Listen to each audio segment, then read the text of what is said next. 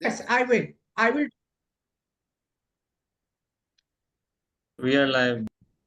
Yes. Good morning, everyone. Thank you for joining us on a very, very important topic, SCMTR. We will just wait for a minute and then we are rolling off. Manishji, good morning. Welcome, welcome.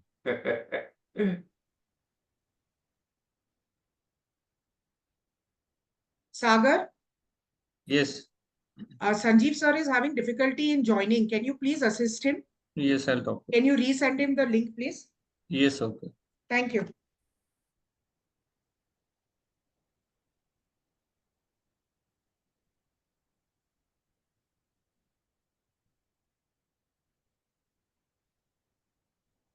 We are just waiting for one more minute and then we start off.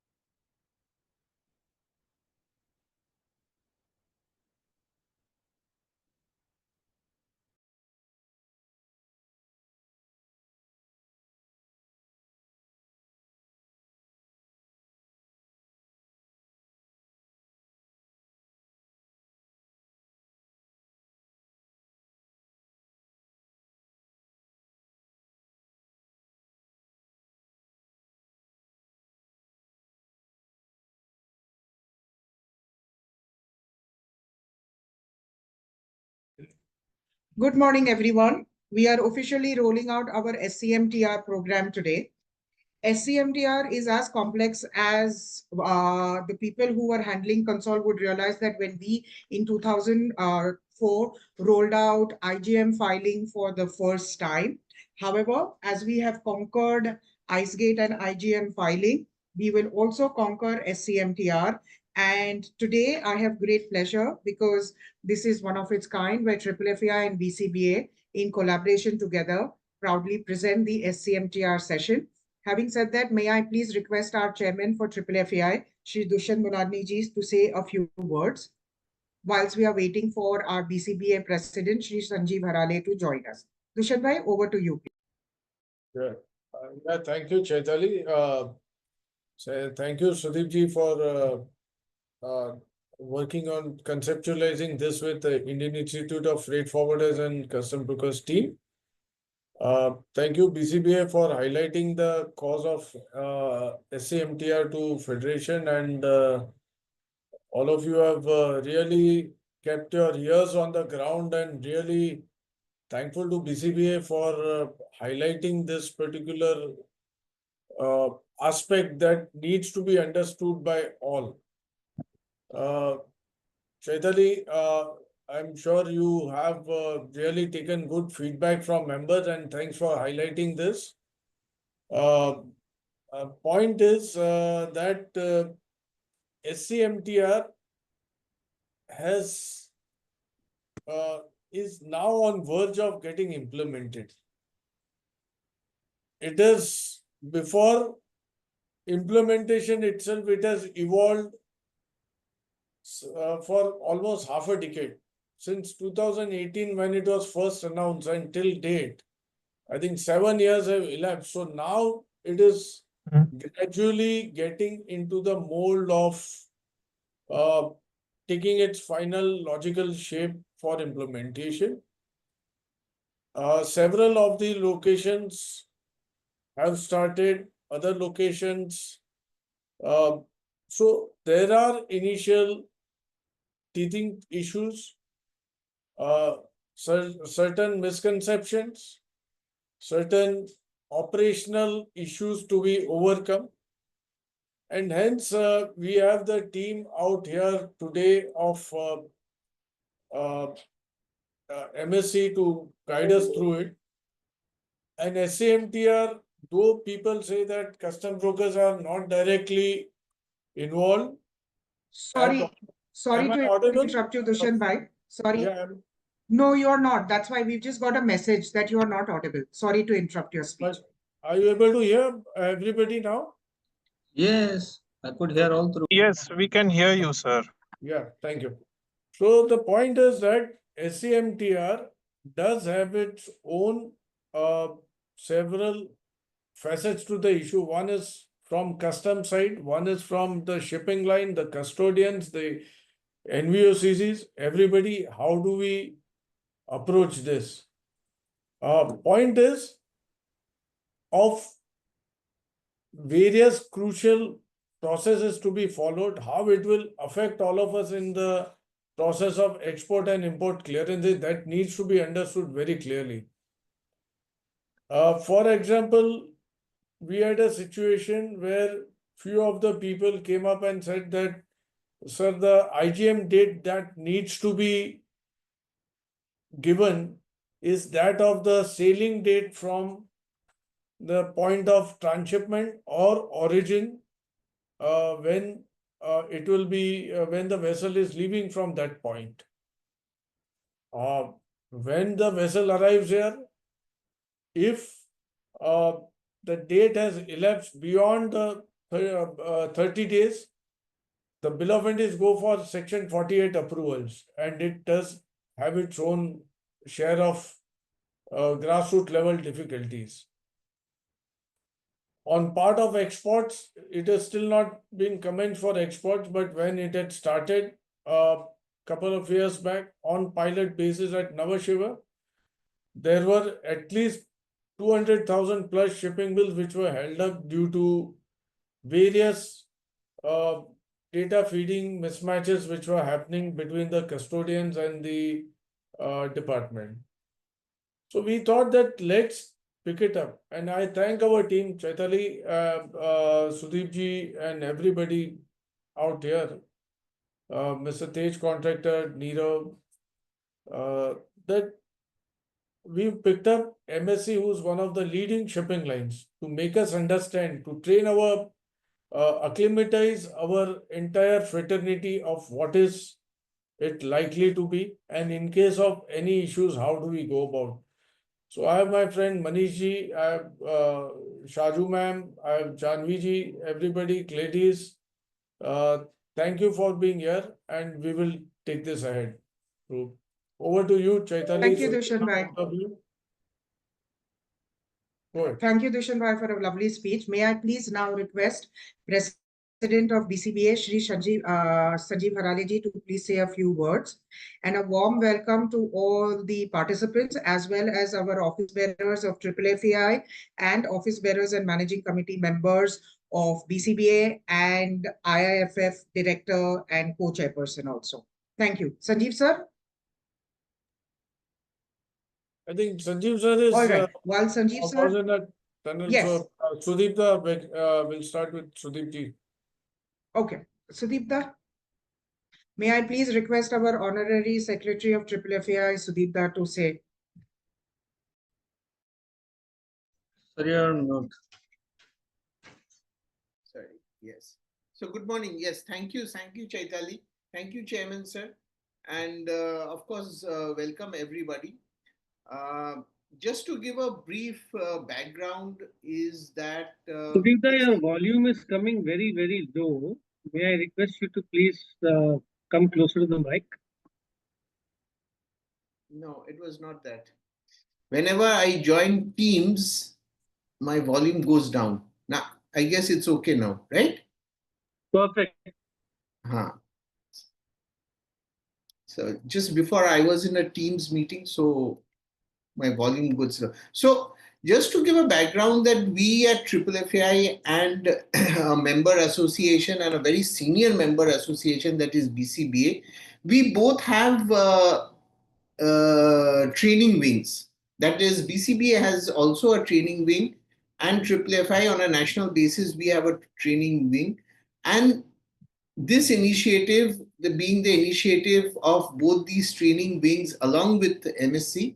So we have been doing many such programs just for the information of the attendance today. So, and as far as BCBA office bearers are concerned, oh, we have Sanjeev Harale coming, President BCBA. Sanjeev sir, good morning. Yeah, good morning. Uh-huh. So we also have with us Sudhir Agarwal, who is also not only the honorary treasurer, but he's also the office bearer in charge of FFI's training wing, that is the IIFF, Indian Institute of Freight Forwarders. And of course, our chairman Dushan Bhai is there, who not only is the immediate past president of BCBA, but is a current chairman of FFI. And we have the BCBA team and we have the MSc team. I would request Chaitali to give the introduction to the MSc team. In the meanwhile, there's one suggestion with the permission of the chairman, sir, that this SCMTR, many stations have their peculiar issues, their peculiar aspects. And for example, in Calcutta, there are a lot of movements which are done by barges, and barges do not have IMO numbers. And IMO number is a prerequisite for the SCMTR regulation. So with all these, it was suggested by DG System that FFI take an initiative and form a WhatsApp group taking lead people from each and every location, so each and every one can share their difficulties and we can all solve. Maybe there's a difficulty which has arose in Mumbai and the same is being done in Calcutta. So we do not have to refer to always DG System that this is coming up. So we all know in that group. So with the permission of the chairman, sir, if you permit us, we will FFI along with BCBA, we can take the initiative and form a WhatsApp group. And because in fact, I also had a intimation from Tuticorin and Chennai team also. Chennai team also did convey about their issues. Cochin also has conveyed. So we'll take everybody, all India together. And yes, really thank Sanjeev ji for highlighting this SCMTR point. Hence, this program was conceptualized by the team. So let's get ahead there. So having said that, so welcome everybody and we look forward to a very interesting session. So over to you, Chaitan. Thank you very much, Sudeep Da and Sanjeev sir. May I please request you to say a few words? Sanjeev sir, for the participants who have just joined us, is the president of BCBA. Yeah, thank you, Chaitali, and thank you, Sudeep Da and Chairman FFI, Dushan Mulani ji. So SCMTR, as I think, as everyone knows, it was originally conceptualized in 2018, and it is meant to improve the transparency and predictability of movement, and also to improve the speed and custom clearance. And as my colleague Dushant has, he has explained it to its finest details. I wouldn't like to repeat the same thing all over again. And I welcome all the participants on this webinar. I thank MSc for conducting this knowledge series. And without much ado, let's go ahead with the same. Thank you. Thank you very much, Sanjeev sir. And with this, I would like to officially welcome the MSc team. This program was possible because of Ms. Janvi Mehta, Senior Vice President Trade. And a deep thank you to you, Janvi, without which for your coordination and your assistance, it would not have been possible. Thank you to Captain Deepak Tiwari for immediately agreeing when we requested for assistance and for help. To a warm welcome to Mr. Shaju, who is Vice President Documentation, and Mr. Manish, who is the most popular person, because even the customs talks about Mr. Manish Kumar. If you can please switch on your camera. He is the Deputy GM for Ops, and he has been involved in SCMTR right from day one. So it comes literally from the horse's mouth 2 weeks ago to me that if Manish is going to be doing it and Shaju is going to be taking your session is going to be absolutely wonderful. And a warm welcome to Gladys, General Manager. Thank you for joining us. And most importantly, thank you to the audience. We have a fantastic audience. We are touching 380 people. So thank you very much. And I would also like to extend a warm welcome to the managing committee members of BCBA as well as the office bearers. The mic is over to you. Shaju, would you like to go first, or would Manish start off? Chaitali, before we Rajiv. go, there are important aspects where, in fact, I was talking to our OB in charge, Mr. Sudhir Agarwal, Okay. regarding issues being faced at the ICD level also. So, Sudhirji, Okay. before we start with it, maybe you can just highlight, so those aspects also are covered up, because particularly the amount of quantum of export which is happening through ICDs and import, which is the gateway port and the ICD location, how that seamless operation can be achieved. There were some issues expressed. So over to you, Sudhir bhai, before we go into it. Dushan bhai, thank you very much, and good morning, everybody. As far as SMTR is concerned, I personally don't have much understanding of it because it is not being implemented in Nagpur and particularly in our area. So, as I think with the implementation, I think we will be able to understand more practically what are the problems we are facing. Right now, the most challenging part between movement of cargo from ICD location to the port is refund of GST on the first place, and then closure for EGM for making other benefits to the exporters like drawback and other things. So these are the challenges we are facing on day-to-day basis. But as it will be implemented, what will be the practical problems we are going to foresee? And I think when it is being implemented, after a few months, maybe we will come out and we will have a further discussion on it. Then I think I will be in a better position to highlight the problem. Thank you. Chaitali, over to you.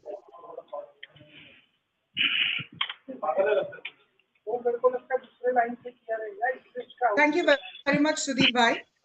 Can we have people who, sorry, I just have 2 or 3 people more to be invited. Can I have, please, Tej to say a few words? He's the chairman of IIFF. He's also very hands-on with our shipping committee. He's in charge of the shipping committee for BCBA. And also he is pretty much, I think, the one who I know knows a lot more of SCMTR than even what I know. So Tej, can I have you say a few words?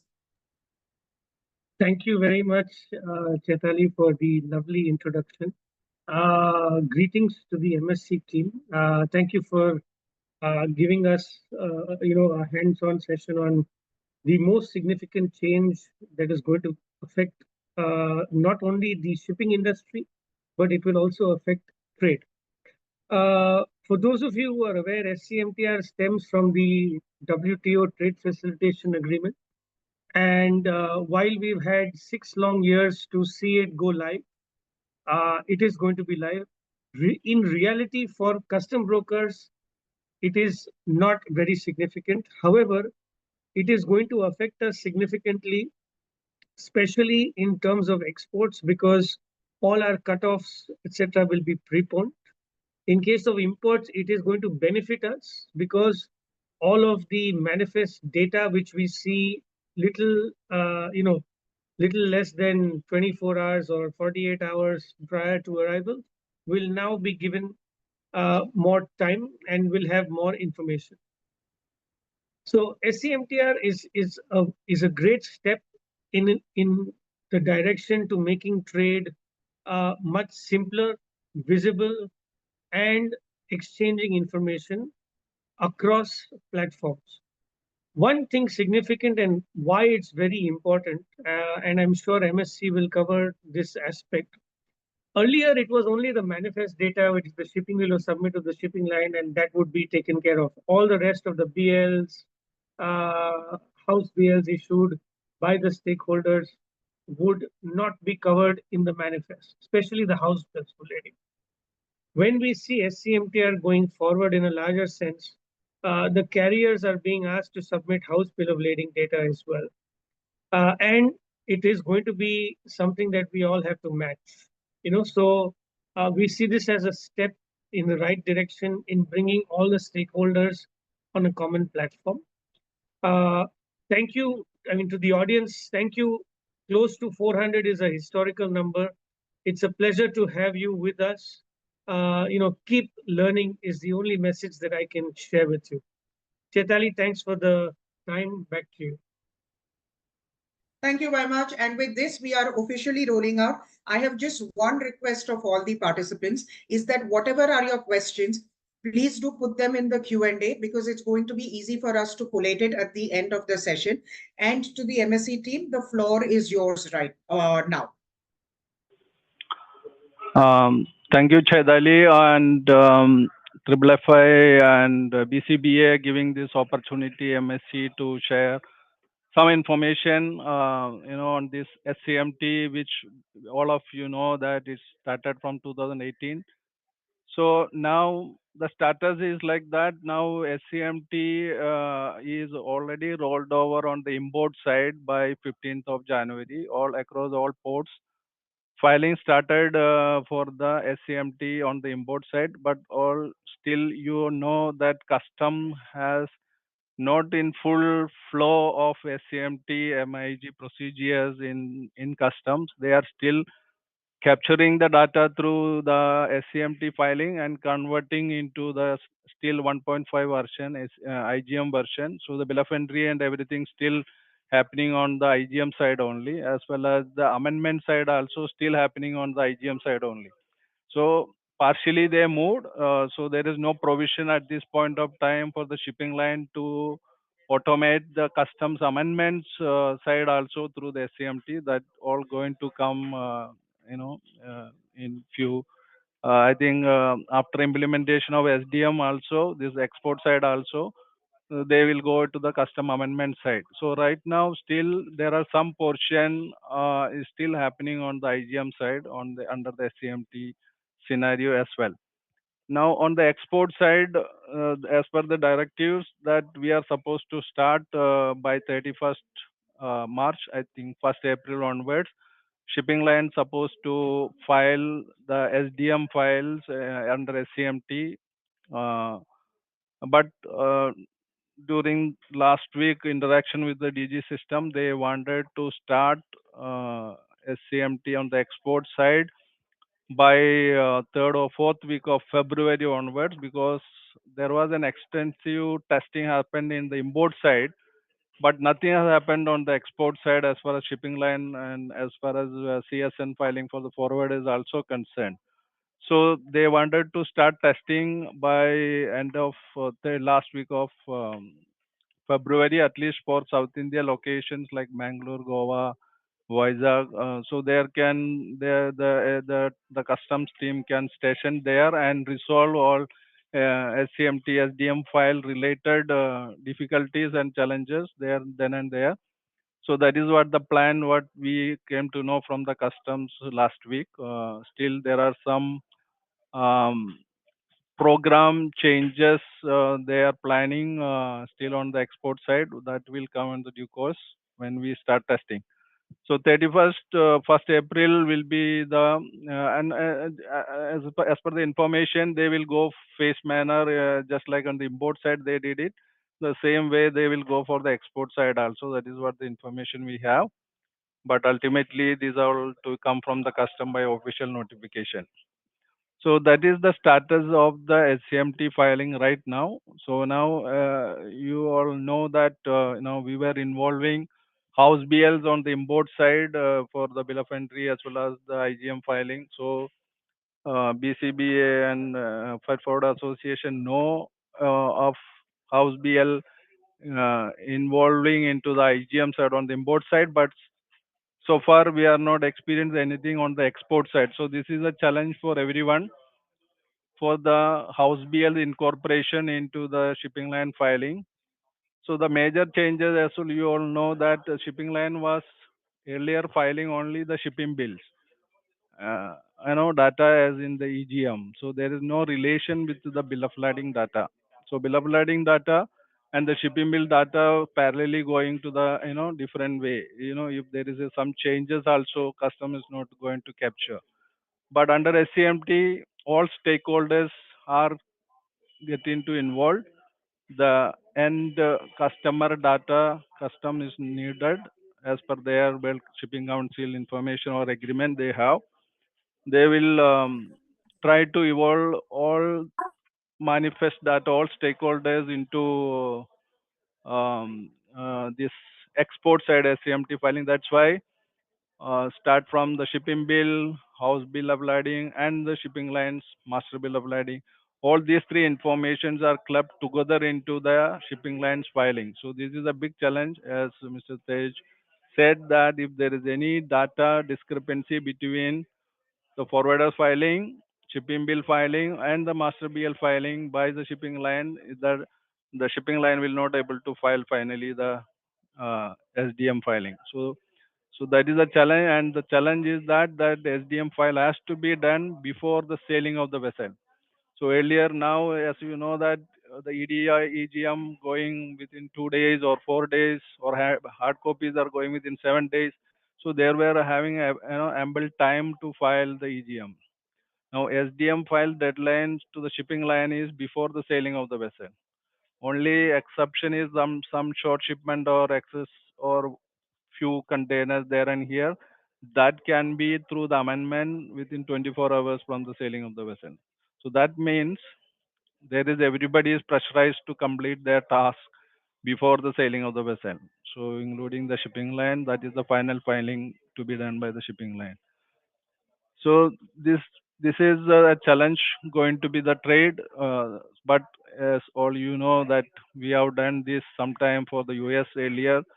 24 hours earlier we were finalizing everything. So definitely the Indian customs also looking for similar attempt from the Indian exporters and the shipping fraternity to do the filing before the sailing of the vessel, so that they have all the information in their database. So with this small introduction, let's have a big SCMT screens we are going to receive. And it will be presented by my colleague Manish Kumar. So there is no introduction needed for Manish Kumar, all of you know. So let's move on to the introduction, but this presentation, and after the presentation we'll go for the question answer session. So thanks everyone once again, and let's go to this presentation. Manish, over to you. Thank you, Saju sir.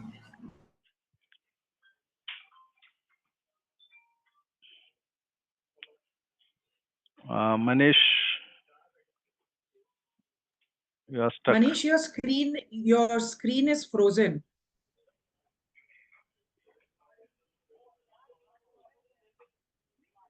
Sorry, everyone, just bear with us for a minute.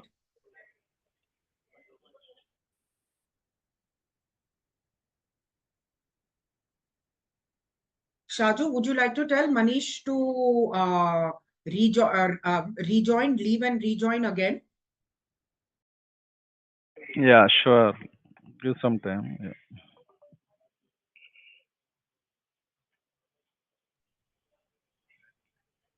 In the meanwhile, ladies and gentlemen, please do have your questions coming in through the Q&A. If it's possible to answer them live, we will, if it's possible. Otherwise, when we have the Q&A session, we will definitely take it up at that point of time.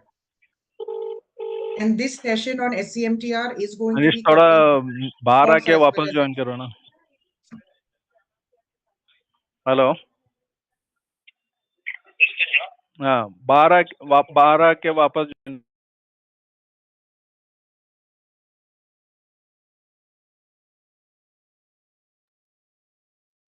While we are waiting for Manish to join us back again, I would like to request if Nirav is here, if he can talk about the courses that we have lined up at IIFF, and one of them is we are rolling out our diploma course. And if Dr. Nirav is not here, then if Tej can talk, because Tej is the chairperson and Dr. Nirav is the co-chair. So if either one of you could talk about the IIFF course whilst we are waiting for Manish to rejoin again. Nirav, would you like to? All yours, Nirav. Hi, good morning. Hi, Chaitali. Thank you, everyone. IIFF has been starting its landmark course. So basically, IIFF is basically focusing on shipping, freight forwarding, and logistics. And freight forwarding in IIFF is the only institute which is basically focusing on this aspect, because otherwise we have courses where we learn especially about other aspects of logistics like like transport, warehousing, and stuff. Now, this is not a 3-month, 6-month course, but an in-depth 11-month course where we are going to cover 16 different modules. And this is internationally recognized. So FIATA, which is the international body, is giving a certificate. So every student who will apply, who will pass this exam, will get a certificate which will be valid worldwide.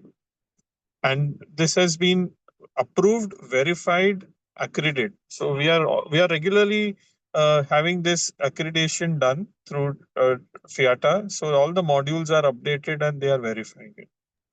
Thank you, Dr. Further Nirav. details, thank you. Further details can be taken from IFF. Chetal, we can share the details. Yes, I'll put it in the chat box. Sorry to cut you, but Manish is ready with his, Manish is ready to present. So sorry to cut you, but I will be putting up the IFF details in the chat box.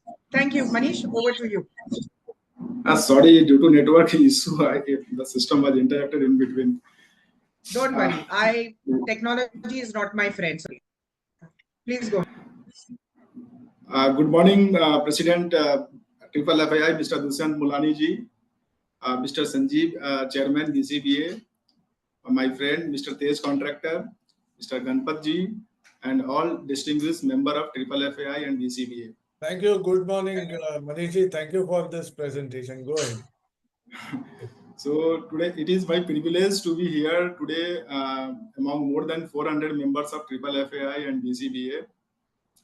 Today I am going to share presentation basis on our last 4-5 years discussion with Customs Department and 4-5 months of sea arrival manifest filing. Okay. Chaitali ma'am, can I share a screen now? Yes, absolutely. Please, it's your time. Please go ahead. Yeah. Okay.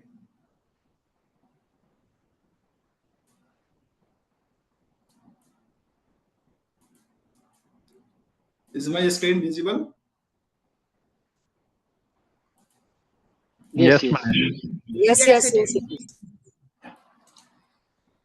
So MSc India is welcoming Triple FAI and BCBA members for this SCMT session. SCMT now not new for us. Okay, we all are facing some level of difficulty since last 3-4 months. Today we will discuss about SCMT challenges which we all are facing.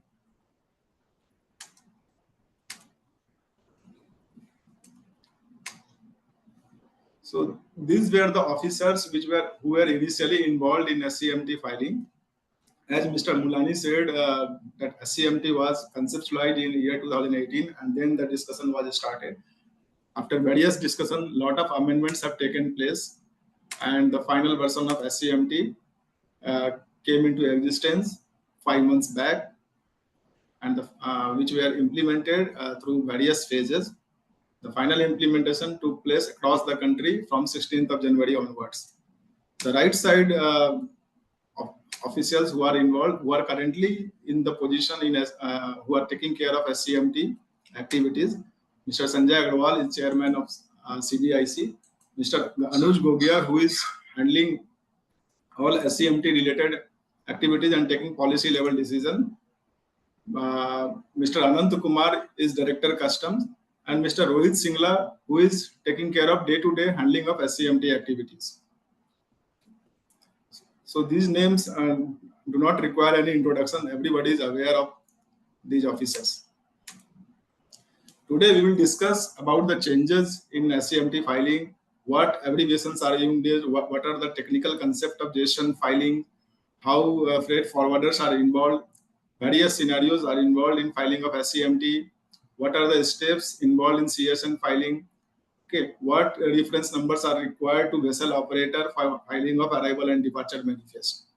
This will be presented through various slides, which will come in the next slides. So as we mentioned, SCMT was conceptualized in the year 2018, and after various discussion, lot of amendments were taken place.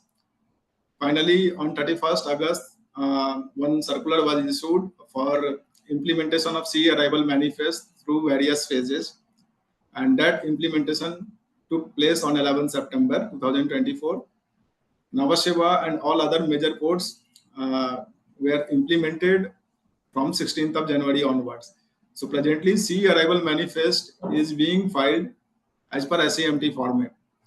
Now we have a new circular which we received on 15 January 2025 that they are expecting SDM filing also, sea departure manifest filing also from 1st of April. Customs team is conducting various outreach program. We had 2 such outreach program in Mumbai Customs last week, and there are few more in pipeline in Chennai and other ports. So we will discuss about all these things in the coming slides.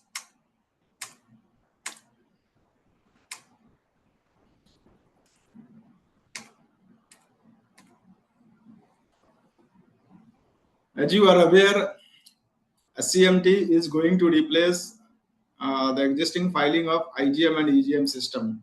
Okay. There are various changes in the new SCMT filing. Earlier, there were very limited data required for filing of import general manifest and export general manifest. Now, custom needs master BL level data, house BL level data, and other data in the new SCMT environment. So, as I said earlier, this was conceptualized in year 2018. It came in public domain in August 2018, and thereafter, after various amendments, the final SCMT version is in the public domain now. Okay, this SCMT is going to supersede Import Manifest Regulation 1971, Export Manifest Regulation 1976, and Transshipment of Goods 1965. Okay. What changes is actually going to take place in SCMT? Earlier, the manifest was filed port specific only. For example, if vessel is coming to Navasheva port, only Navasheva filing was required. Okay. For other cargo which are on board on the sea, that were not filed at the first port of filing. But in SCMTR, manifest is required for all on board cargo. Okay. There is a massive change in timelines. Okay. As said by Mr. Tej, contractor. Okay. Today, we have to file arrival manifest even before selling a vessel from last foreign port. Okay.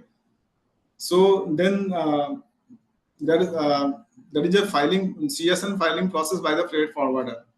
Today, freight forwarder is filing console IGM after filing of master IGM. Okay. But in SCMTR, they have to file cargo summary notification message before filing of arrival manifest. So there is a change in timeline. So every deadline will be switched to the last foreign port. Okay. Also, here there will be advance intimation of arriving and departing cargo. As I said, all manifest, everything will be declared before arrival, before sailing a vessel from last foreign port of call, even for the cargo which are on board on the sea, which are not meant for India port. Okay. There is a provision to declare crew list, stored items, even crew belongings also in SCMTR. So the paper document which are now we are submitting to the customs department, all these details will be declared in SCMT electronically. Also, there will be track and trace facility of every cargo. Now, how the track and trace of every cargo is possible? Okay. Earlier, we used to get one IGM for all the BLs. There was no BL specific reference number generated by the Customs Department. But in SCMTR, each BL will have a unique reference number, that is PCIN and MCIN. So whenever house BL will be involved, there will be PCIN. Whenever there will be master BL involved, no house BL, there will be PCIN. And when both are involved, then there will be PCIN and MCIN combination. We will discuss about PCIN and MCIN combination in the coming slides.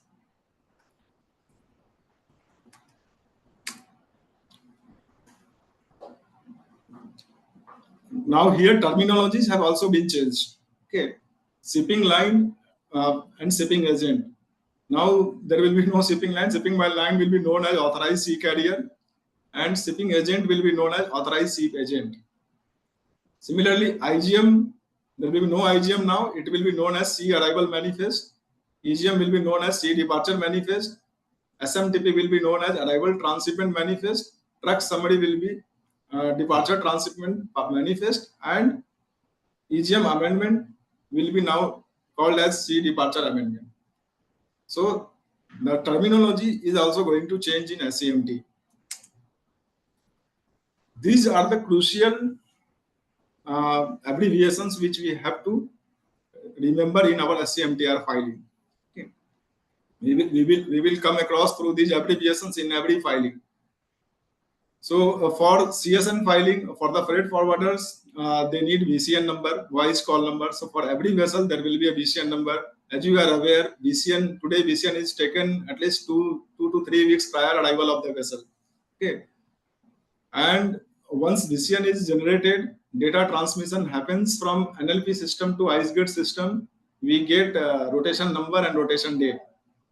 This rotation number and rotation date in SCMT will be known as manifest number and manifest date. Okay, there will be no IGM number, no IGM date. Manifest number is like IGM number. Manifest date is like IGM date.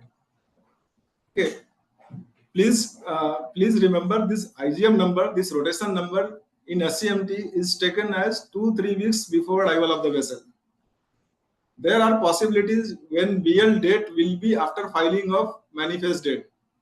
Why? Because manifest number is taken 3 weeks prior arrival of the vessel. Okay, so here we will come across the abbreviations like VCN, which is voice call number, TD transport document. Transport document is nothing, it is a BL number. TM transport means how the shipment is going to be moved from one port to other port. Transport equipment is container number. CIM is customs inland manifest number. Manifest. MCIN is master cargo identification number. And right side, SAM is import manifest, like sea arrival manifest, sea arrival amendment. SDM is sea departure manifest. These are the abbreviations which we will be facing in SCMTR filing. Okay. So the CSN filing in import is actually a sea cargo entry filing, and CSN filing in export is sea cargo exit filing, and SCD is sea cargo domestic filing. So last 3 filings are CSN filing for import, export, and domestic cargo filing.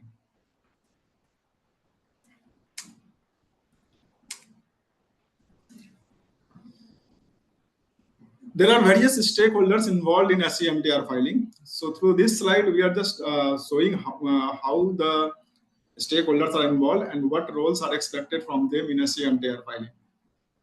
Presently, customs have not implemented port and custodian related filing. So they are out of picture as of now. But once everything will be in line, then they may implement custodian related filing also. Transshipper, when cargo is coming from ICD location, okay, to the port area, and then from port it is going out of country, then transshipper have a role to file ETP on IceGate. Console operator, NVOCC, and freight forwarder will have to file CSN message before filing of arrival and departure manifest by the shipping line. And ASC, who is authorized sea carrier, ASS, authorized ship agent, they are responsible for filing of arrival and departure manifest. So these are the stakeholders who are involved in SCMT process.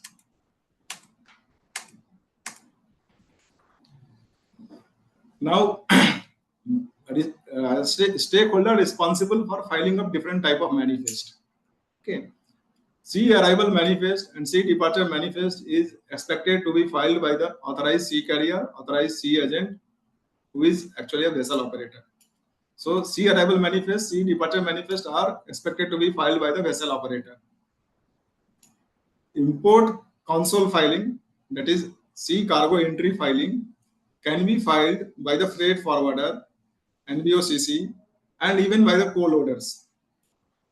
Co-loader means meaning here is if a vessel is owned by one particular shipping line, and if there are some slots for the different shipping lines, okay, the shipping lines who are having slots on a particular vessel, those party can file their manifest independently as a co-loader.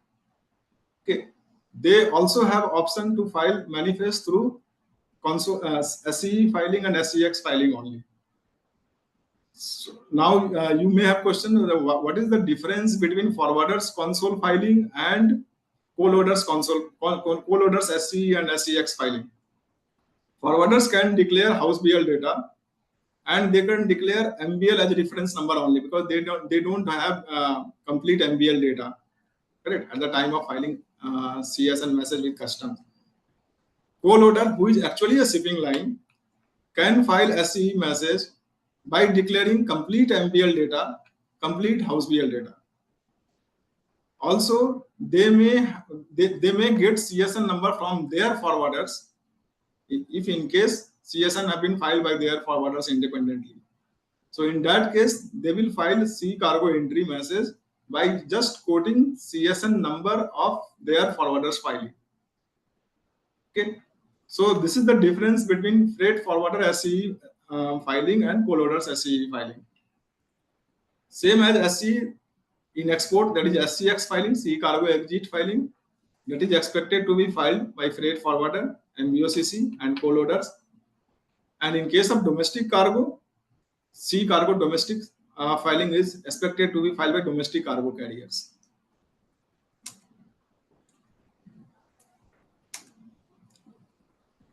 Now, these messages can be filed in different stages. Some messages are expected to be filed before departure of vessel from last foreign port of call. Some messages are expected to be filed on arrival of the vessel, and some messages are expected to be filed after departure of vessel. Okay, so basis on events, basis on different stages, we have categorized all filings in 3 stages, that is before departure of at last foreign port of call, on arrival, and after departure. As I said earlier, arrival manifest is expected to be filed before sailing a vessel from last foreign port of call. Okay, so the SAM will be filed before departure of vessel from last foreign port of call. Then we have option to amend the manifest. That C arrival amendment process, that even for filing of C arrival amendment, that is a deadline. We have to file amendment message within the deadline. So deadline have been given basis on transit time of the vessel. So if vessel is coming from long haul ports, long haul port have been defined basis on transit time. If transit time is more than 96 hours, okay, it's the deadline to file amendment message is 48 hours before arrival of the vessel. If transit time is less than 48 hours, it should be filed less than 20 before 24-hour arrival of the vessel, and for shorter haulage it is 12 hours before arrival of the vessel. So even amendment message, if any, has to be filed within the deadline. Then there is C entry inward. Just a minute now. Okay. C entry inward message is expected to be filed after arrival of the vessel. So today inward entry is done by the custom officer. We approach customs department with hard copy documents. Huh? Okay. Today we approach customs department with hard copy of documents. They are approving. They approve inward entry in their system.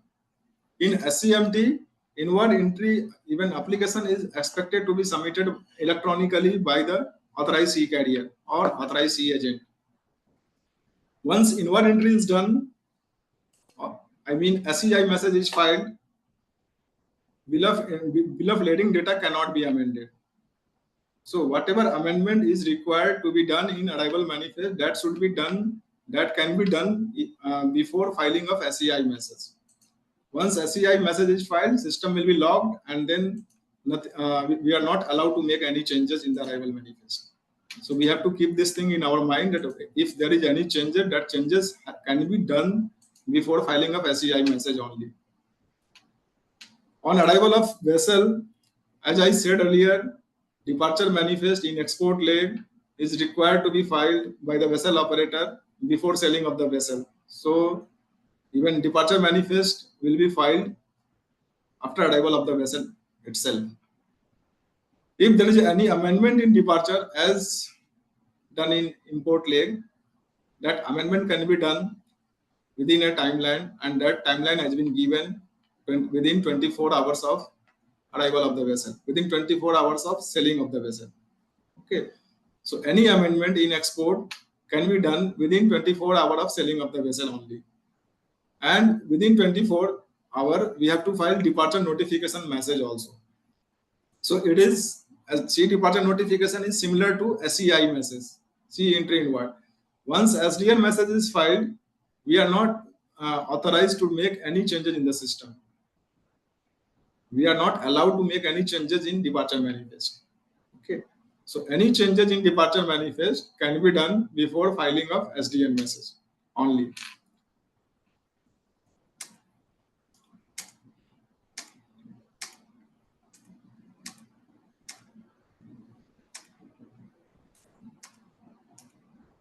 This slide is about vessel movement and requirement of message filing.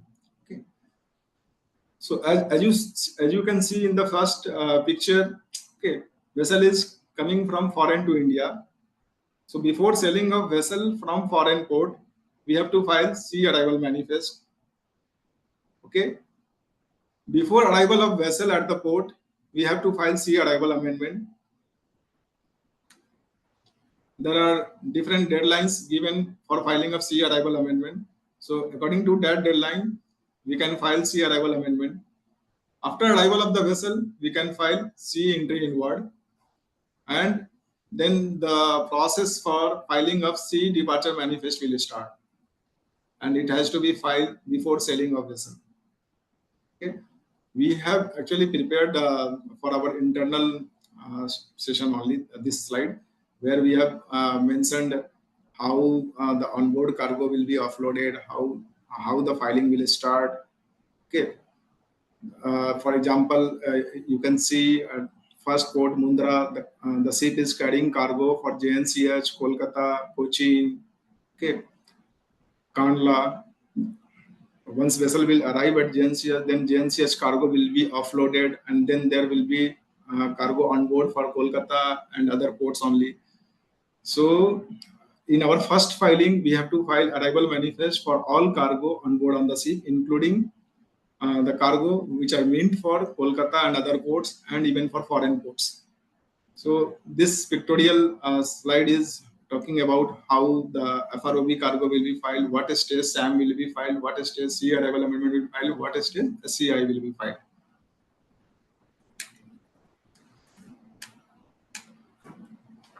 Now this is the very important thing. Now in SCMTR, everybody will be familiar with PCIN number. As mentioned in this slide, every HBL will have PCIN number, and in export, every shipping will have PCIN number. Okay. So once arrival manifest, once CSN is filed in SCMTR, every house BL will have one reference number. That reference number will be PCIN number. Okay. In shipping bill, you all are already aware that shipping bill one shipping bill is processed, one reference number is generated by customs department, that is PCIN number. So in export shipping bill, we already have PCIN number. In SCMTR, similar to export, each HBL when CSN will be filed will have PCIN number. So PCIN number is unique number assigned by customs to identify a cargo. Even when the custodian filing will be implemented, the stuffing and stripping process will be based on PCIN number. When the filing MCIN is basically when MBL and HBL data are filed together. Okay, so when MBL and HBL data are filed together, or HBL is filed by the forwarders in their CSN filing, when HBL reference number is tagged with MBL data in shipping line arrival or departure manifest, custom system will generate MCIN number for MBL. Okay, so MCIN is master cargo identification number, which will be generated for master BL level document when declared with HBL data.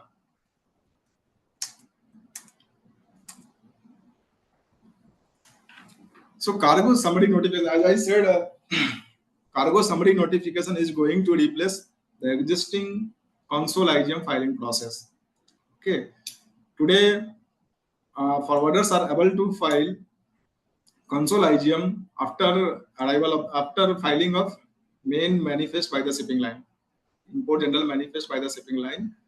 But in SCMTR, this console manifest, which will be called now as CSN, is required to be filed before filing of arrival manifest. So here you can you can declare your cargo, you can declare house BL data, and once successfully validated, you will get PCIN number for each HBL. And that PCIN number, that reference number, is needed to be shared with vessel operator so that the same reference number can be quoted while filing master manifest. Okay, and once master manifest and PCIN number is validated by the system will generate MCIN number to the vessel operator. That MCIN can be quoted in subsequent filing if in case vessel is calling multiple Indian ports. So whenever CSN is successfully validated, system will generate a unique reference number, PCIN number for each HBL, and when MBL is tagged, system will generate a unique reference number for MBL, that is MCIN.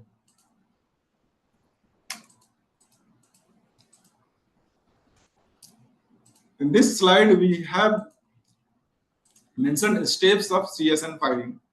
As you can see, the freight forwarder will have to book cargo, okay, with BL number. At the time of booking, you will get BL number from shipping line. Then you will have to ascertain, you will have to procure VCN number from the carrier, because every filing requires vessel call number also, voice call number also, and that voice call number can be given by the carrier. And while preparing CSN, you have to declare VCN number, BL date in your CSN message. Fill all the details as per customs requirement. Once it is successfully validated, you will get PCIN number. That PCIN number and CSL details you need to share with your consolidator, whoever is your consolidator. Okay, then consolidator will be able to file this consolidated details along with their BL details, and that need to be shared with vessel operator.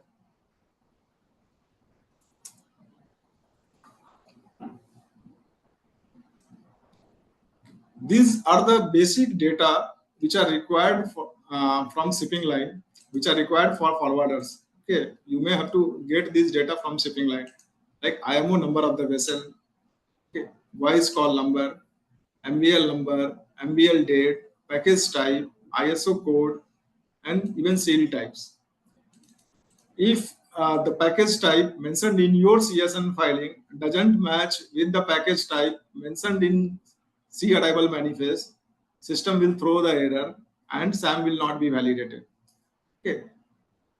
Similarly, if you don't declare VCN number correctly in your CSN filing, your CSN will not be validated. If you are mentioning ISO code, wrong ISO code in your CSN, and that ISO code is not matching with the ISO code mentioned in MBL filing, that will be rejected and SAM will not be validated successfully. So these are the data which need to be arranged by the shipping line to the forwarders for correct filing of the manifest.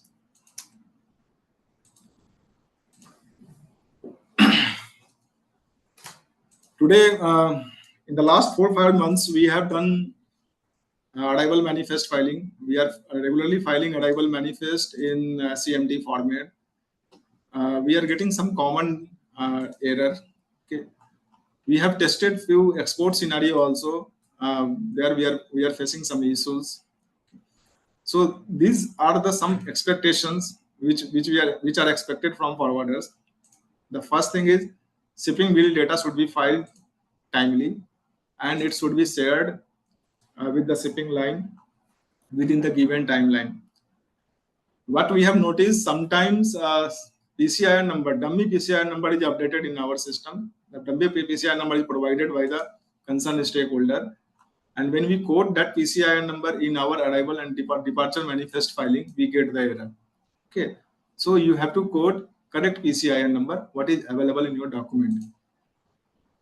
HBL data, whatever you are submitting, it should be correct.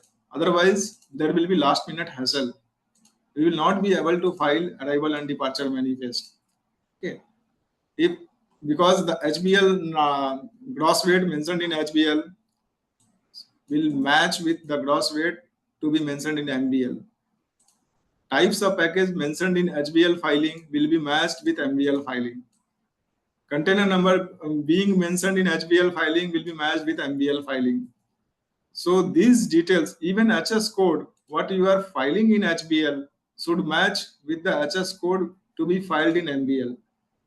So these data, if you are submitting to ODEX or any third-party portal where shipping line will be fetching the data, tagging the data for their filing, the data should be correct. Otherwise, system will not validate, system will throw the error, and then there will be last-minute hassle to rectify the error.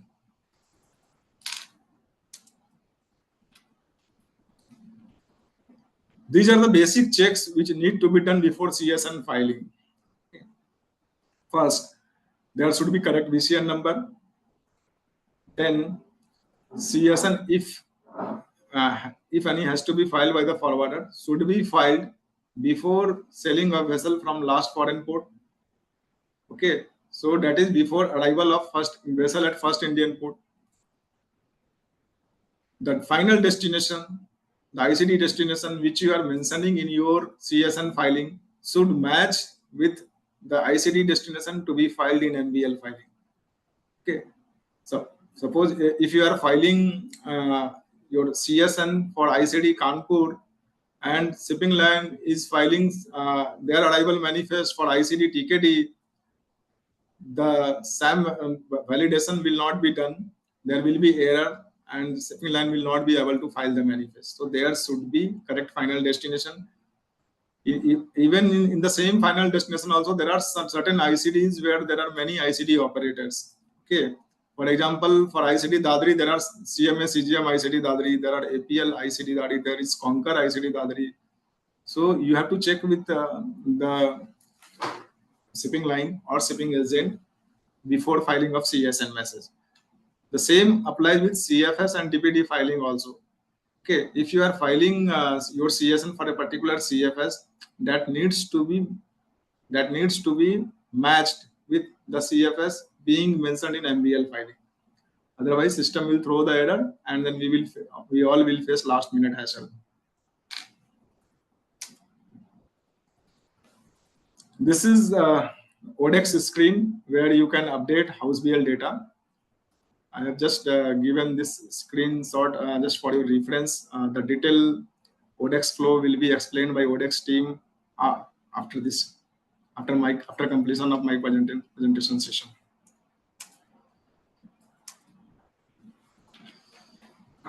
There are different scenarios in CSN filing. There may be case when you will have one HBL and one shipping bill. That is case when one HBL may have multiple shipping bill. There may be case when one shipping bill may have multiple house bill. So in import in import that is a simple scenario, but in export it is going to be a very complicated scenario. So that's why we have kept this slide for clear understanding.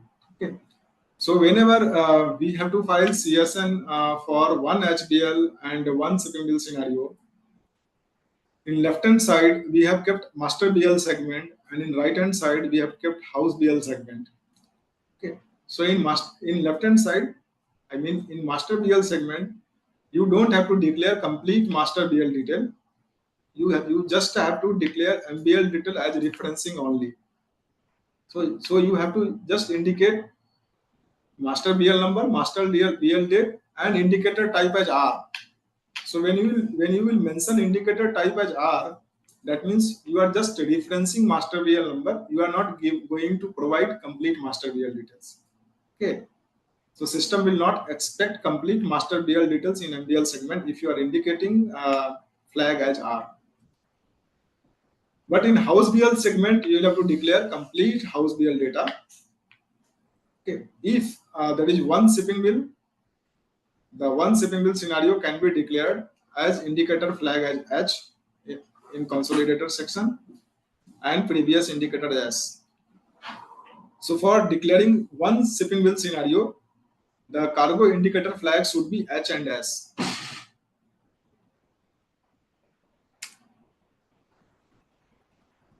The second scenario is one HBL multiple shipping bill. Okay. Even in this scenario, there is confusion in filing of one HBL multiple shipping bill scenario. It is still under discussion with customs department, because as per their existing filing, as per their structure, each such HBL needs to be filed separately, and then that HBL CSN number needs to be quoted in MBL CSN, and then departure manifest has to be filed. So this complex scenario is still under discussion. What we have understood through the various discussion with customs authorities, here also in this case we will have to declare house BL number, house BL date in master BL segment. This is the difference between previous slide and this one. In the previous slide, I mentioned that in MBL segment we can declare master BL number and master BL detail, master BL date. Okay, but when HBL is having multiple shipping bill, in this case, HBL number and HBL date should be declared in MBL segment. So you have to declare HBL number and HBL date as master BL number and master BL date. Okay, and the indicator should be C and N. This is still under discussion whether the indicator flag should be C and N or R and N.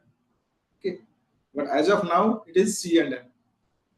Rest shipping bill details, shipping bill number, shipping bill date, BCIN number, BCIN date, HS code, okay, and cargo weight package, shipping bill wise cargo weight package. These details are required to be declared in HBL segment. So now, why this change has taken place? Why this is the change in multiple shipping bill scenario? Because because as I said, shipping bill details can be declared in house BL segment only, and the loop is available in house BL number only, where multiple house BL can be declared. Okay, but since there will be scenario of multiple house BL, multiple shipping bill, one house BL, multiple shipping bill, so it is not possible to capture all shipping bill data, multiple shipping bill data, by mentioning HBL number in HBL segment. So that's why HBL number and HBL date is required to be declared in MBL segment. Shipping bill number will be declared in HBL number, and in CIN type where PCI number has to be declared, there we can declare shipping bill PCI number. Okay. In the coming slide, we will show you one sample of CSN file also. This is the complex SCM filing, HBL filing scenario. See, you can see here there are three master BL involved: MBL1, MBL2, and MBL3. There is no issues with MBL2 and MBL3 because in MBL2 and MBL3 there are no house BL involved. Okay, MBL2 is having 3 shipping bill, MBL3 is having 1 shipping bill. So master BL can be declared in master BL segment, and this 3 shipping bill can be declared in house BL segment. So there is no issue with filing of MBL with multiple shipping bill scenario. But when master BL is having multiple house BL and multiple shipping bill, that is the issue, because the loop is in house BL only, not in shipping bill. So in that case, as I mentioned in earlier previous slide, shipping bill numbers, multiple shipping bill numbers are required to be declared in as house BL number, and house BL number will be declared as master BL number. So for every house BL, there is a need to file separate CSN. And once CSN is filed, house BL CSN is filed, then every house BL CSN is required to be filed in MBL CSN. And then thereafter, departure manifest can be filed. Okay, so this is the very complex HBL filing scenario, which is still under discussion with Customs Department.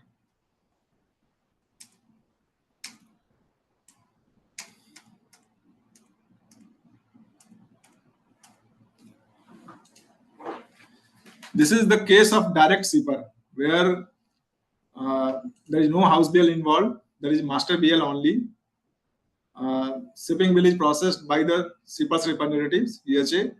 Here we have mentioned the process and the timeline. Okay, when the process has to be completed and with what timeline the process has to be completed. Okay, so here shipping bill, the right side is for the forwarder and left side is for the MSC filing. Okay, MSC process.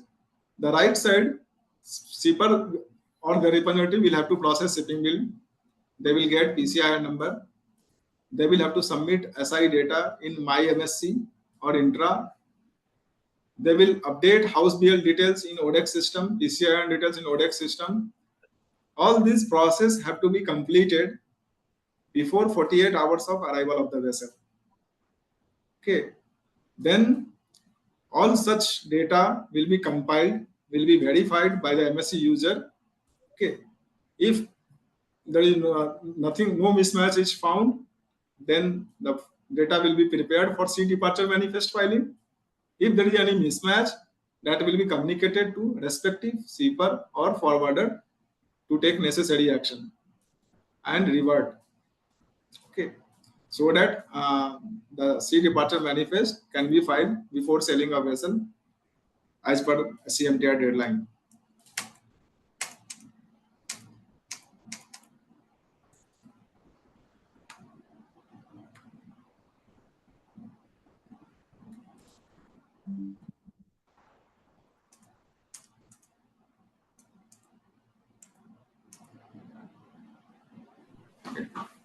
This is about non-registered forwarder. Okay, so today what we have observed, very limited forwarders are registered for SCMTR filing. In the last 4 or 5 months, the sea arrival manifest which we have filed across the country, we are getting approx 80 to 90% house BL data from the forwarders, okay, to be filed by us. They are not filing CSN for their house BL data. So so normally those 80% cases are what we are observing are non-registered forwarder. Okay, they are just providing complete house BL detail to shipping line, and then shipping lines is requested to include all those house BL data for their arrival manifest or departure manifest filing. So for this non-registered forwarder, this is the process. As I said in the previous slide, again in this slide also, they have to process shipping bill first. There may be, if there are 2 shipping bills, there will be 2 different PCI number, PCI 1 and PCI 2. They will update SI data in My MSC and Intra. Okay, and they will submit house BL details, including PCI details in ODEX system. The cutoff for filing of declaring all these details in ODEX system is 48 hours prior ETA of the vessel. With the previous slide, as we mentioned in previous slide, the same process is applied here. Shipping line will verify all the data. If there is no mismatch, the data will be prepared, data will be taken for SDM filing, and SDM will be filed. If there is mismatch, that will be communicated to respective forwarder for taking corrective action. That corrective action is required to be taken within a deadline. and that will always be before 24 hours prior sailing of the vessel. Okay.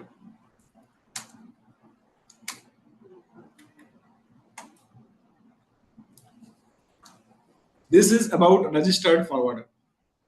So registered forwarder means the forwarder who is registered and can file CSN on their own. So they will process shipping bill, they will get PCI number, they will have HBL detail, they will include all HBL details in CSN filing, they will get PCI number. That PCI number or MCI number, whatever is generated, it is still under discussion whether in export leg, after successful filing of export manifest or CSN manifest, will we get a new reference number or not. But for the CSN, of course, there will be a CSN number. So that CSN number and the new reference number, if any generated, has to be updated in ODEX system. Okay. These details will be matched by MSC team. If there is no mismatch, then the data will be taken for SDM filing. If there is a mismatch, it will be communicated to respective forwarder for taking corrective action.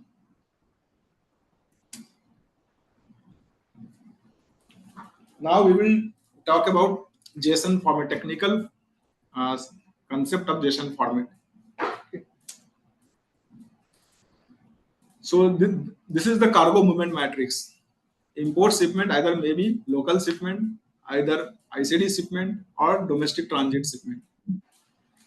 Similarly, transit shipment can be transshipment, can be domestic transit, and can be foreign onboard cargo. Export transshipment can be ICD shipment, can be local export, pure export, can be domestic transit. It has wrongly been mentioned as FT. Export cannot be as foreign transit cargo. Okay. And then there is coastal goods, which can be local, ICD item, and domestic transit. So this cargo movement matrix will be used while filing CSN message, while filing arrival manifest message in SCMT. The cargo matrix should be used correctly, otherwise system will throw the error and our filing will not be validated. So we must keep in our mind, so whenever we try to file local shipment, import local shipment, the cargo movement matrix should be IM plus TC. If the shipment is meant for ICD, it should be IM plus TI. And if the shipment is going to remain on board on the ship, it will be discharged at next Indian port of call, then it should be filed in first port as IM plus DT. Same for TR, same for EX, and same for CG category.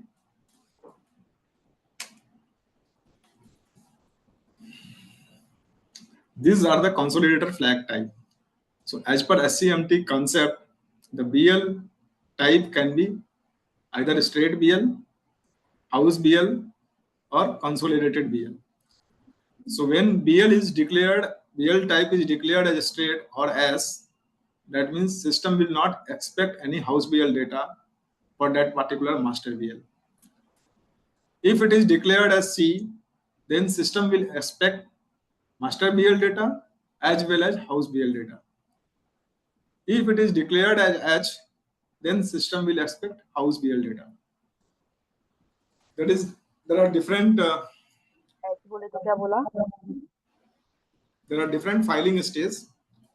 If it is already filed, manifest is already filed, then the previous indicator will be yes, previous filing status will be yes. If we are filing first time, then previous filing indicator will be no.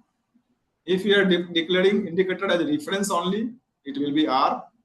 And if we are filing as consolidated indicator, so we are filing master BL data with CSN number of house BL data, then it will be indicated as C.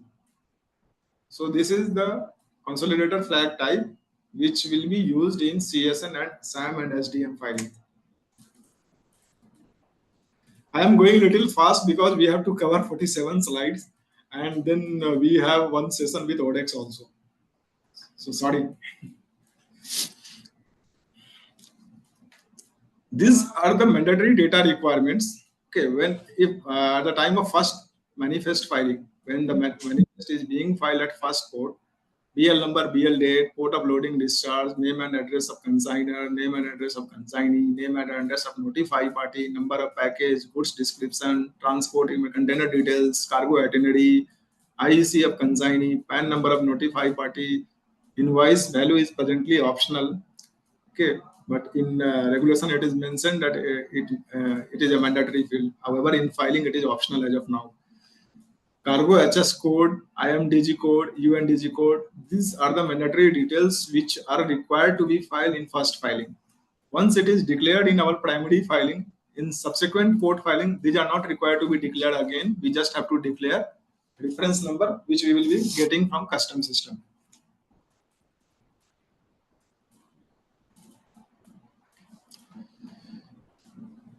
So either CSN filing or SAM or SDM filing, the IEC PAN number of consignor in case of export and consignee in case of import is a mandatory requirement. Okay, if wrong IEC number is mentioned, wrong PAN number is mentioned, the message will not be validated. The filing will not be validated. System will throw the error, and then corrective action will be required. So we have to ensure that what IEC number, PAN number is updated in house BL segment or in MBL segment, that should be correct. Otherwise, system will throw the error and the file will not be validated. Similarly, in regulation, it is mentioned HS code can be accepted in 6 digit, but in actual filing, it is accepted as even 6 digit or 8 digit HS code is accepted. Okay, so HS code should also be the correct code. If there is any mismatch, then with system throw the error. And since the arrival manifest is filed for the all on board cargo, many a times the number of BL is having more remains more than 1000 BL also. So rectifying error in a particular BL, getting track in which BL number, in which line number the error is a difficult task. Okay, and taking corrective action on time is not possible because we have a very limited time to file arrival manifest and to file departure manifest. So we have to ensure whatever HS code we are declaring, that should be the correct code. Okay, otherwise we will have last minute hassles.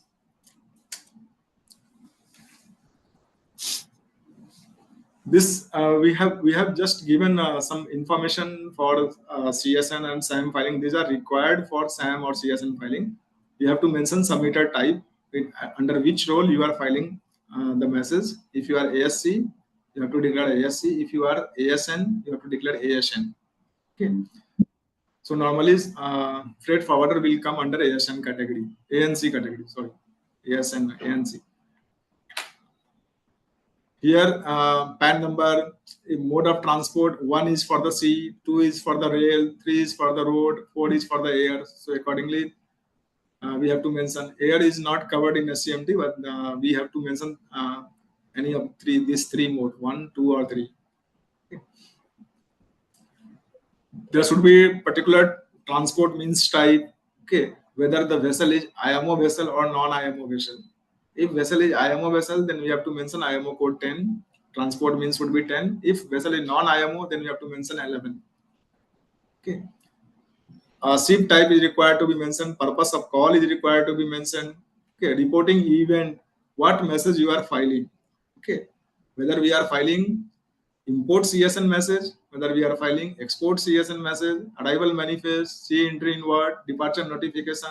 So the reporting event should be filed, should be declared in our arrival, departure, or CSN message. Transport equipment, as I said earlier, transport equipment is container, contract is bill of lading. Okay. So if number of transport contract, this is required for arrival manifest filing and departure manifest filing. Shipping line have to declare how many BLs are involved in filing of arrival manifest and departure manifest under total transport manifested category. So these are the basic details which are required to be declared while filing CSN. Now the changes. This is the very important slide. We have to identify what are the changes in the legacy system and SCMTR system. Right. Even today also, we are getting query from various forwarders after filing of arrival manifest. We have got query whether they can file console in SCMT environment. So we have to clarify here. Now there is no console filing process. If you have to file console, that console has to be filed before filing of arrival manifest by the shipping line. Okay. So in case of console filing, you have to file CSN message before SAM is filed by the vessel operator. Okay. Here you will have to quote correct VCN number. Rotation number will be used as common number. So you will have to procure rotation number from the shipping line. You'll have to mention rotation number you are filing in your filing. Master bill of lading is a mandatory field, so you must have master BL number. Okay. In case of CSN filing, you have to declare master BL number, master BL date. You don't have to declare complete master BL details, but just you have to show, just you have to declare BL number and BL date. Okay. Mode of transport should also match with MBL and HBL filing. This is not possible that in your CSN filing you have declared rail and we can declare road in our MBL filing. The mode of transport should also match in MBL and HBL filing. I have already explained about consolidated indicator. It is SCH and previous declaration Y and CR. S is for state BL, C is for consolidated BL when master BL and house BL filing is expected, and H is for house BL filing. Container, as per MIG, the container weight should be BGM weight. Okay, this is still this is also under discussion with customs department, because today for import ICD shipment, rail operator is applying tier weight separately, but as per SCMTR guideline, we are providing cargo weight with tier weight of the container. So in many cases, the rail freight have been charged additionally by the rail operator like Concur.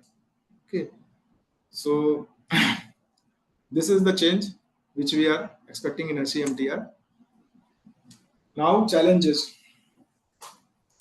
The major challenges which we are facing today is we are not getting PCIN number, CSN number, and MCIN, CSN number and PCIN number from customer.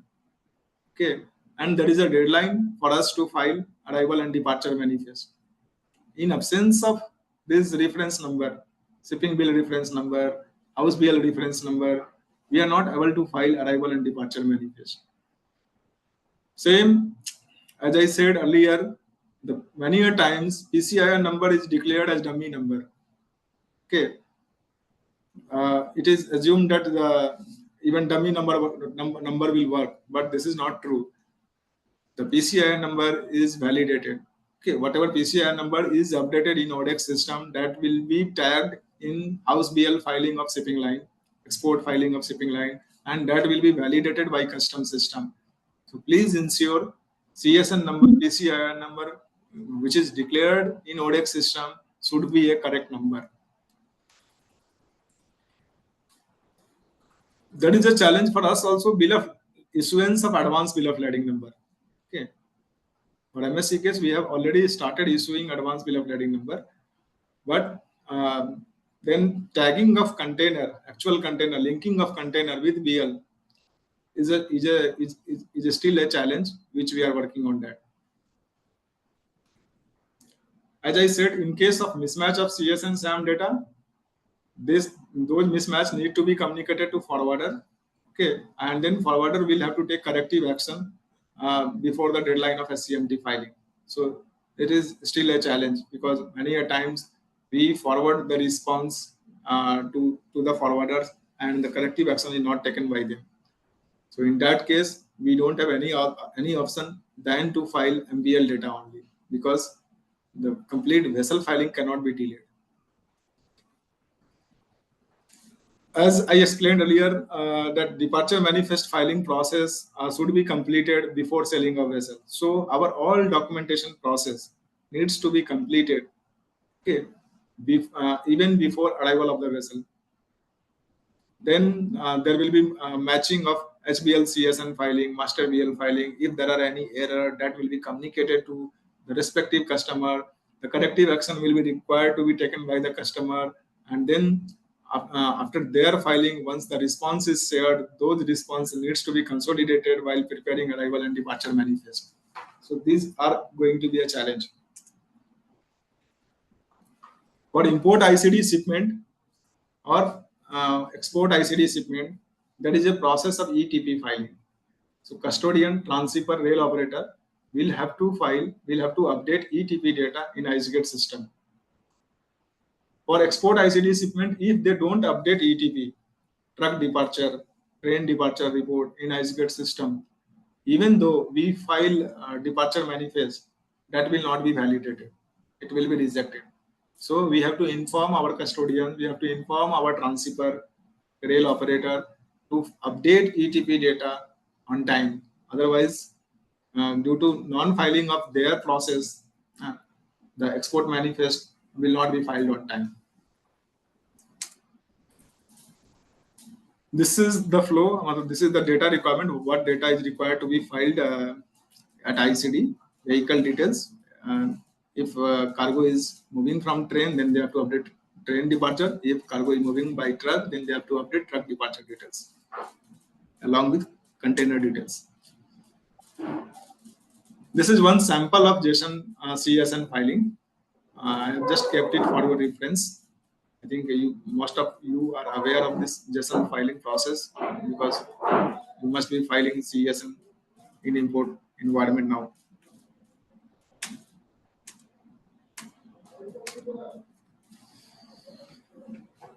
As I said, there is a process change for carrier, there is process change for forwarder. Okay, process change for carrier is we have to the total onboard list should be available with us before selling a vessel from last foreign port. Okay, we have to complete our documentation process in terms of accommodating HBL data, master BL data, nomination of CFS, nomination of ICDs, nomination of TP vessels, transshipment vessels. Okay, everything before selling a vessel from last foreign port. So as I said, even FROB cargo is required to be declared now. So the cargo which are not meant for any Indian port just is on board on the vessel. Even for that cargo, the filing is required. So to complete the documentation process within the time, that is before selling a vessel from last foreign port of call, is still a challenge for all of us. The same thing is there is a process change for forwarders also. In legacy system, you were able to file console IGM after filing of IGM by the shipping line. Now you will have to complete your process also before selling a vessel from last foreign port. Okay. You will have to arrange a certain data from vessel operator. You have to keep track of vessel call routes also. Okay, how vessel is going to be moved from one India port to other India port. What is the first port? What is the VCN number of the first port? What is the rotation number, rotation date? Everything is required before filing of CSN message. I have already mentioned in previous slide that HSN code presently is accepted in 6 or 8 digit. Okay. Without IEC code, SAM cannot be filed. Without IEC code or PAN number, valid PAN number, no dummy number will work. Presently, invoice value is optional, so we can keep invoice value as a blank because it is optional field. It is the filing is accepted without invoice value also.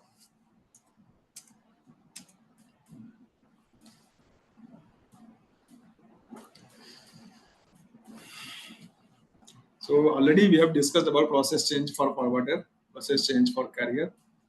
I'm not going to take more time for this slide. So new timeline. As I said, the CSN filing process, SAM filing process is required to be done before selling a vessel from last foreign port. So there will be a timeline required for the vessel operator to complete all the process. Initially, there is, as we all know, there is a DPD filing, there is ICD filing, there is CFS filing, SCZ filing, transshipment filing. Okay, So all these process, all these nominations are required to be furnished at least 48 hours prior to vessel arrival at the last foreign port. Then only all details can be accommodated in final arrival manifest filing. There will be no last minute process because that is a deadline, and then all process have to be completed within that deadline. Same for the export. Even shipping instruction is required to be updated 48 hours prior to arrival of vessel. In case of forwarder CSN filing, the CSN filing response needs to be shared at least 48 hours prior to arrival of vessel in case of export, so that shipping line will have 24-hour time to consolidate all those CSNs and file the departure manifest. If any corrective action is required to be taken, that can be taken within 24-hour time frame.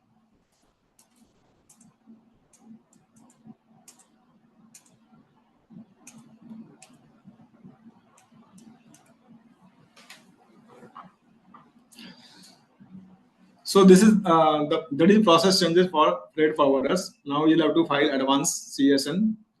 You don't have as you are doing in legacy system, you are filing console IGM after filing of IGM by the shipping lines. That is going to be changed. If there is any amendment, that amendment process is required to be carried out. The discrepancy has to be resolved before filing of arrival manifest.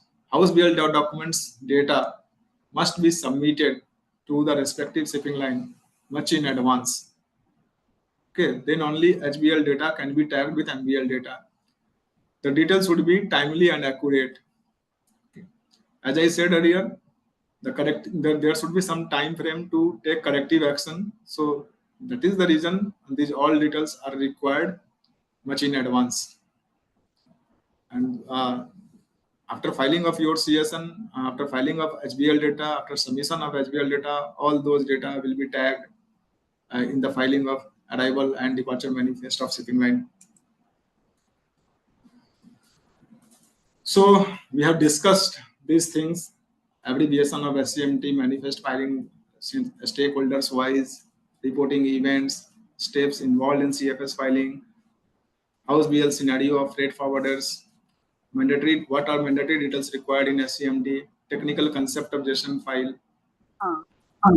So I hope we have covered everything what is required in SCMT filing. Thanks. Over to you, ma'am. Thank you, Manish. It has been a fantastic session, so much in depth, and I learned so much today. So thank you very much. It has been brilliant. And with everybody who is asking for the presentation, yes, the presentation is going to be emailed to all the FFI members as well as the BCBA members. Along with that, we are also going to be uploading this video onto our respective websites. So please keep a lookout for that. Now we are going to come to the Q&A. There are a whole bunch of them which I heard. And before that, may I please give a warm welcome to Sanjay Shingote ji, Prashant, Kalyan Bhau. They are all our managing committee members from BCBA. If I have missed out any, Rajesh ji is our office bearer from FFI. So warm welcome, Rajesh ji. Everybody who's asking for the presentation, I'm repeating myself, all of those who have registered will be for this webinar will be getting the presentation. So please don't worry about it. Now it is time for Q&A. Manish, shall I start? Chetali, before Q&A, yes.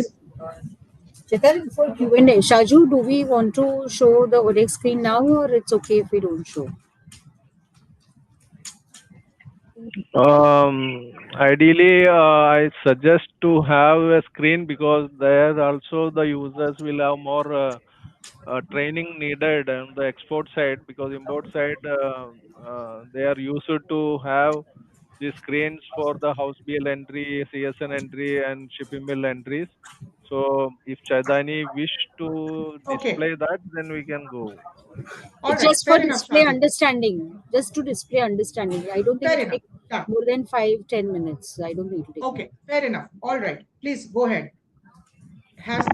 Is the gentleman from Odex online? Has he joined in? Shaju? Yeah, hello. One, Yeah, hi sir. Sangam this side from Odex. yeah. Can you please Yeah, switch? Sangam. Yeah, he's there. So can you just show these three screens, basically how the shipping bill number, I think which presently all exporters are uploading into Odex as far as multiple shipping lines are concerned. Now they have to do link with the master BL number. So that screen you have to show them. And the other way is there are two screens. One is that whichever the forwarder is not able to do the CSN filing directly, just like an import, they can submit their house bill of lading data also in the ODEX. From there, the shipping line capture the master BL and the house BL data link, and then SAM filing, SDM filing will be done on the export side. The other way is the forwarders can directly file the CSN. Then that CSN number can be given with the master bill of lading also in the ODEX. So these three way of inputting the data for a SDM filing, please display. So what Shaju, are the 1 entries? minute. Shaju, Yeah.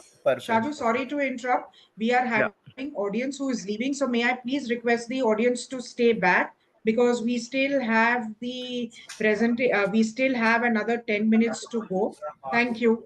For everybody who's here, can you please stay back? Thank you. Please stay back. I suggest this session also will be useful for them. Yeah. Yeah, sure. All right. So who is going to be start and who is Pooja Dhepe?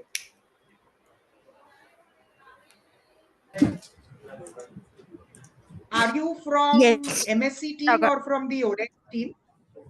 No, it's a BSI team, Nagarkot Forwarder. Our company name is. Okay, all right, okay. Okay, all right. So Sangam, please proceed quickly. Yeah, sir, please allow us to share our screen. Yeah, from our side, Amrita will be sharing the screen. Amrita, please share your screen. Can you change your name? Can you change your name, please, so I know whom I'm talking to, and I'll give you the co-hosting share right. I'll give you the hosting rights. Ajinkya, Just a minute. can you switch on your camera? Just a minute. I will have to log out, then Yes, log in. ma'am, I have to change my name. I will No, ask it's Amrita. okay. Even if you don't log out, just switch on your We camera can so we know change. which we can then do it. That's all right. Just put on your camera. Yeah, sure.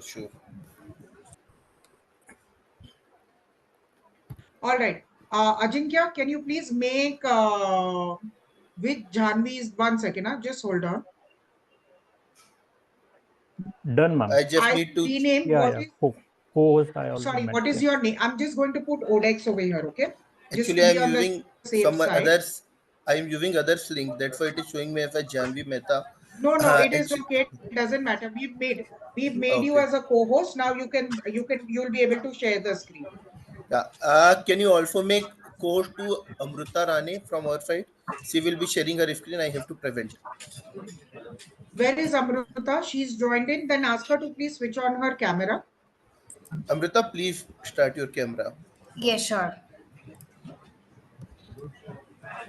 Is it That- now visible? Yes. Okay. I am changing your name. 1 second.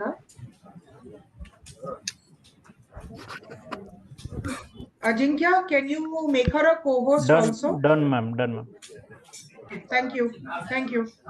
All right. Thank you, Please everybody. start because we are losing the audience. Okay, fine.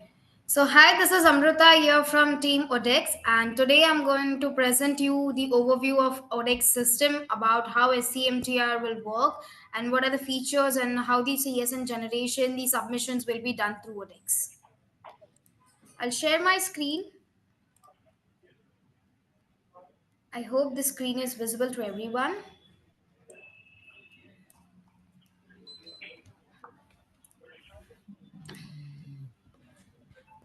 Okay.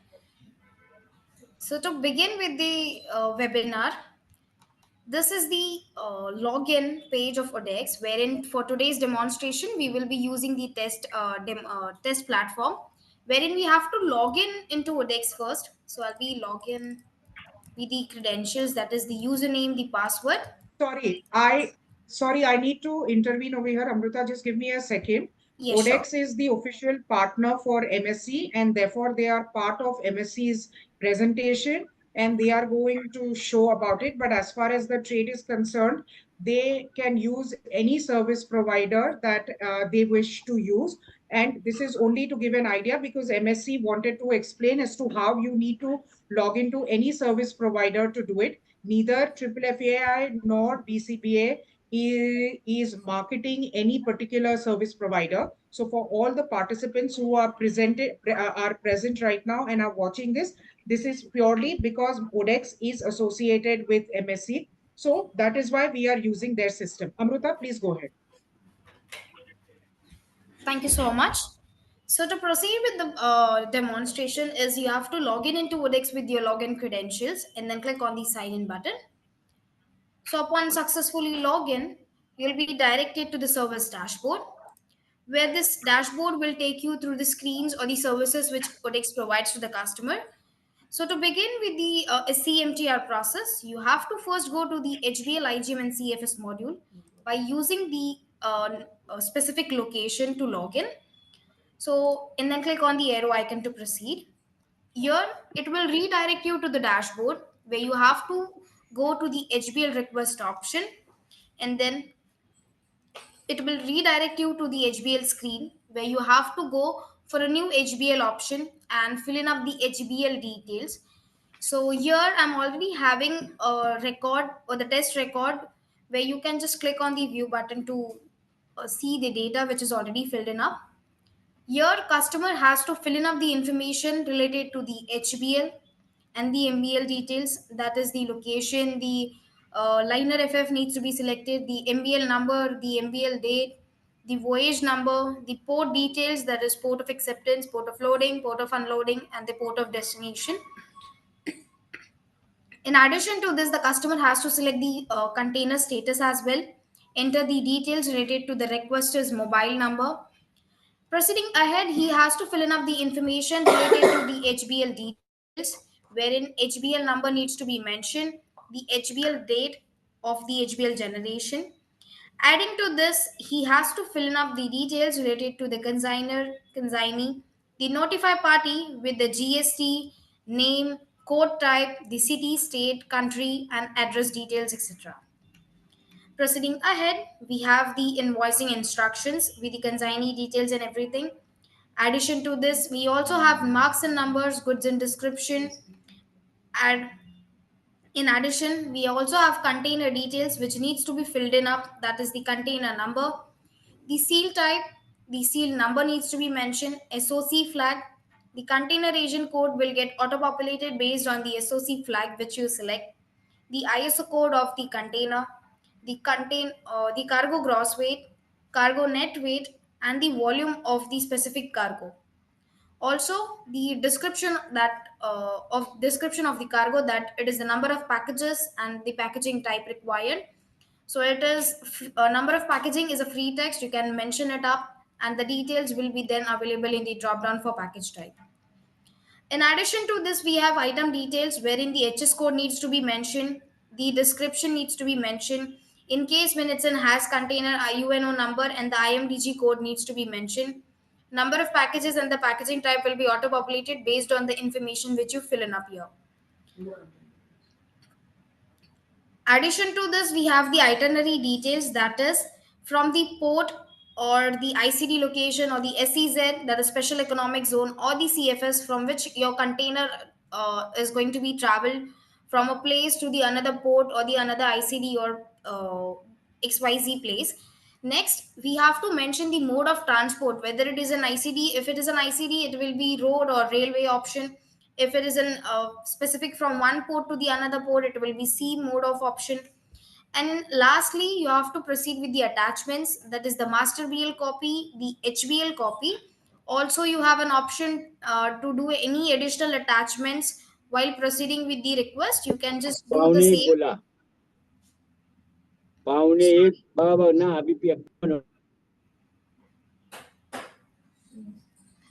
Okay.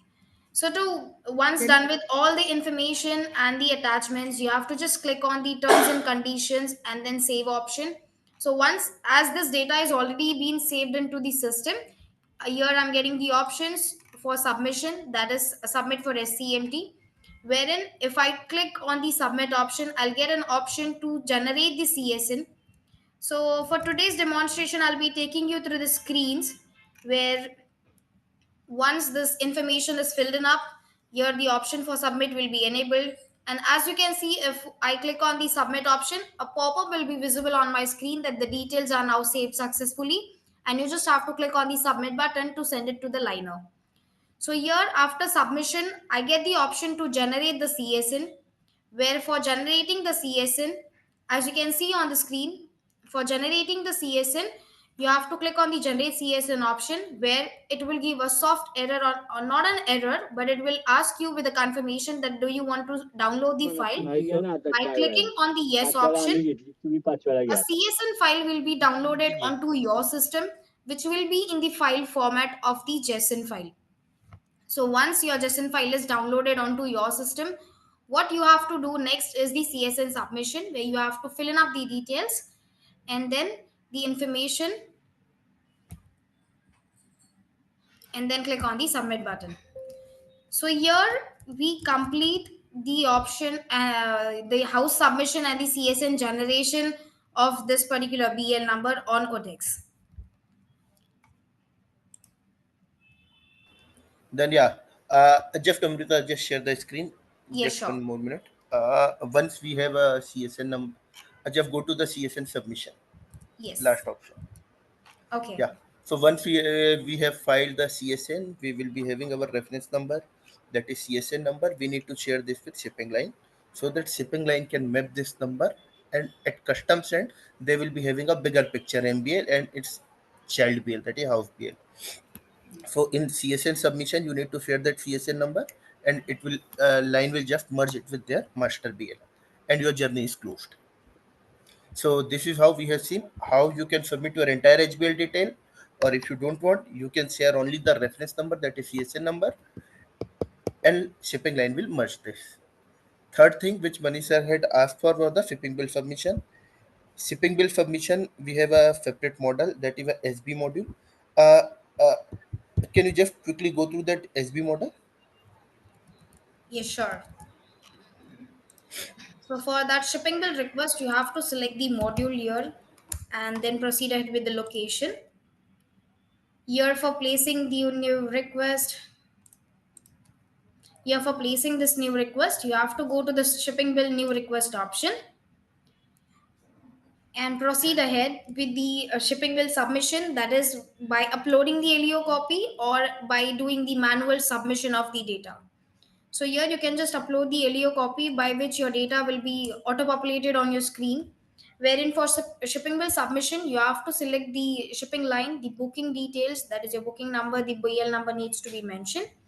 The booking origin, shipping bill process location, the FPOD, that is the final port of destination, with the vessel number, via details, and the container status.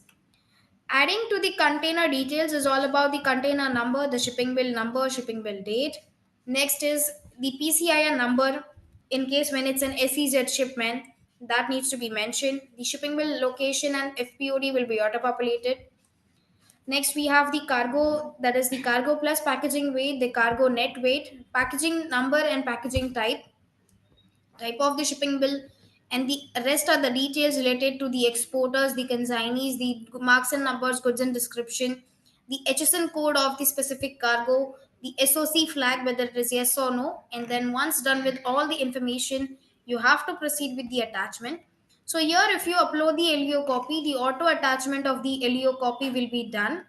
And then you have to just click on the terms and condition and save and submit this request to the shipping line.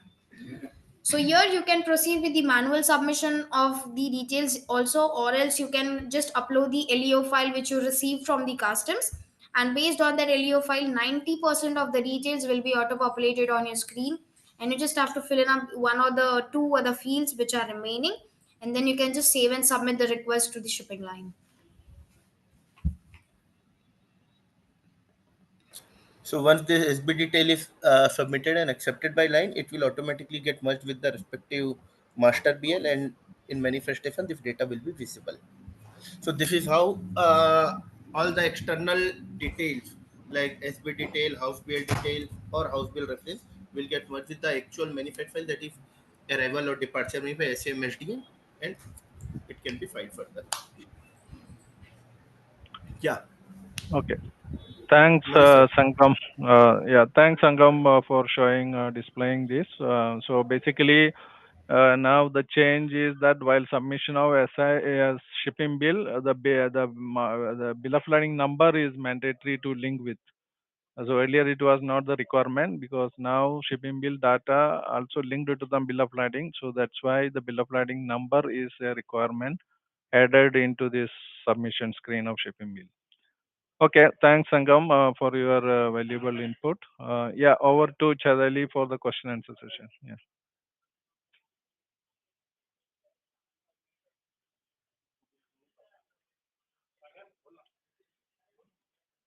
It has been a fantastic, fantastic session. We've had a record-breaking audience. We've gone beyond 475. And thank you very much to Manish. It has been a brilliant, brilliant explanation. And thank you to Shaju, and as well as thank you to the ODEX team for explaining everything. Now we will move on to the Q&A. We've got a lot of questions over here. I hope the participants who have mentioned their questions are available right now at this point. All right. The first question that we have is by Mr. Bala Sahib Vakchure. In import, wherein the house BL and master BL is involved, we are providing data to shipping line for IGM filing. In this case, do we have to do any SCMTR? I guess, yes, if you are going to act as a forwarder, then you will have to, right? Shaju, Manish, who would like to answer this? No, if they are giving the house BL data, then that is enough for us to link with the master BL and the house BL and filing the SCMT. But if they are acting as a CHA, then they have to, then it will not happen. But even as a console agent, then they don't have to file the SCMTR. Yeah, no, see the CMTR, the CSN filing, they can directly do the CSN filing, or they can submit the house BL data in ODEX platform to the line MSC. Then MSC will link both master and the house BL data and do the filing. Okay. Now, if they are not associated with ODEX and they are associated with any other system, then what happens? With any other service provider, then what happens? Then that after filing, they will be getting a CSN number. That CSN number has to be given in the ODEX. Okay, fair enough.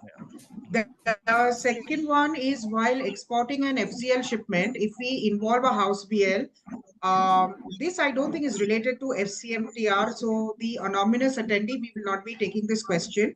Mehul Kothari has a question. Since the IGM is added from the load port, can we get the IGM details from the shipping line way before, as it is not the case by the shipping line or the forwarders? It is still provided only 2 days before the arrival date of the shipment.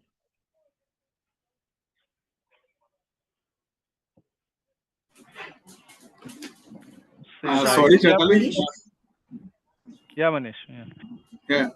Sorry, Chetali, your question is about providing IGM number and date in advance, right? Yes, that is what one of the participants has asked. I know it is not related to SCMTR, but I just thought since it is for imports, we could take it. But if it is not, then that's fine. No, in SCMTR, IGM number, IGM date is actually rotation number, rotation date, which is taken very much in advance. Okay, it is normally taken 1 week, 2 weeks in advance. So there is no problem for shipping line to share IGM number, IGM date whenever asked. Okay. Okay. All right. Thank you. Manish, can you switch on your camera? Can you switch on your camera, please? It will be easier. Thanks. Yeah.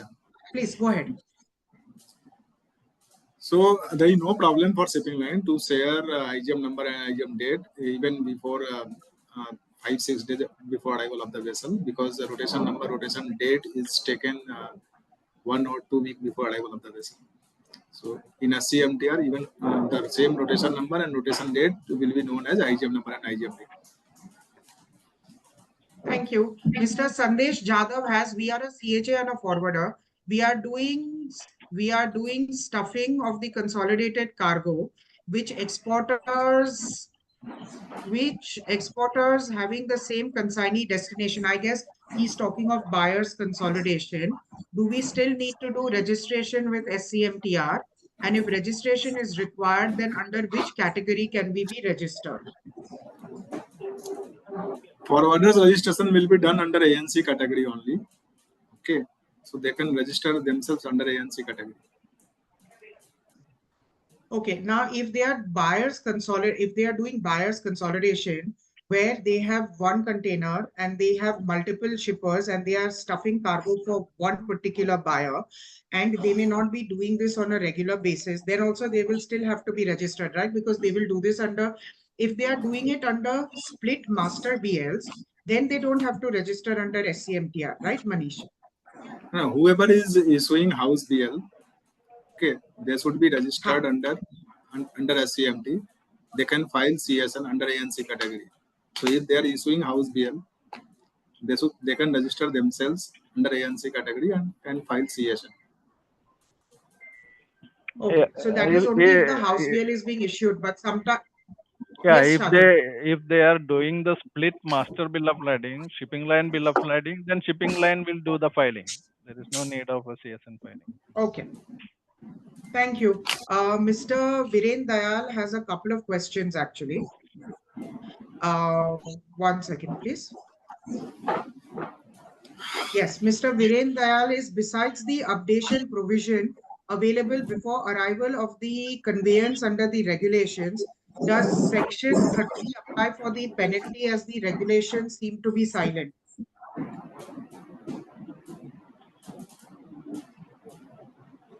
SCMTR is having its own regulation. It's different from the IGM. So definitely, if shipping line is not following the filing, the customs can impose fine penalty. So they had given deadlines to the shipping line. It has to be filed prior to sailing of the vessel, or any corrections post that. It has to be also, there are certain deadlines been given, like 48 hours prior to the arrival of the vessel, 24 hours. It's like long haul vessel, mid haul vessel, and short haul vessel. So depending on the long vessel, anything above 2 days, 48 hours transit time, it has to be like that. So 24 hours is more than 48 hours, more than 12 hours. So these three categories been given by customs. So any correction has to be automated prior to those deadlines. But this correction is right now under SCMT is not active. So the still under IGM model only correction is taking place. So after IGM filing or SAM filing, anything correction prior to Thank the you very much. inward entry, it will be subject to the custom fine right now. Yeah. All right. We have another question by Viren Bhai. It is technical. If we cannot answer it right now because we've got more than 50 questions, we will send those questions to you, and then you can reply to them and we will circulate it. Ajinkya, I hope you can take a note of all these questions, please. He is asking a question: what is the liability of the co-loader and or freight forwarder for incorrect filing of an item of short shipment of cargo vis-a-vis the manifest, and how can a shipping line circumvent section 116?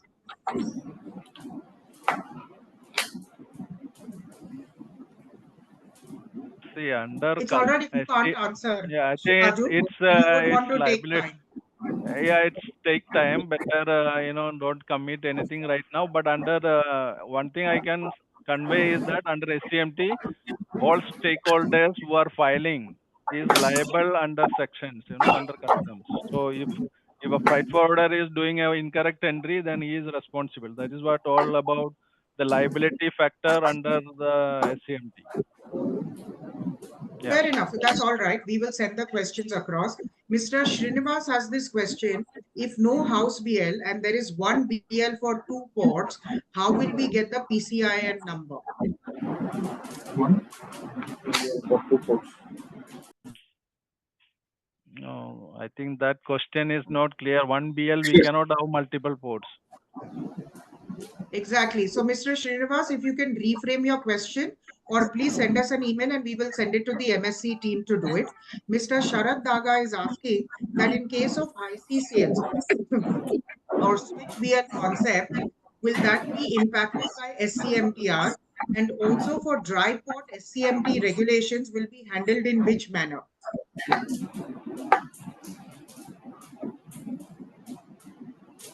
Manish, can you take this question? No, the question is for IC cell cases, correct? IC sales and switch BL.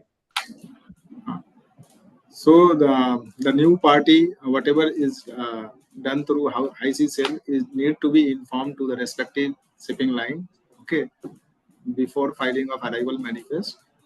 These last minute changes can be accommodated through supplementary filing.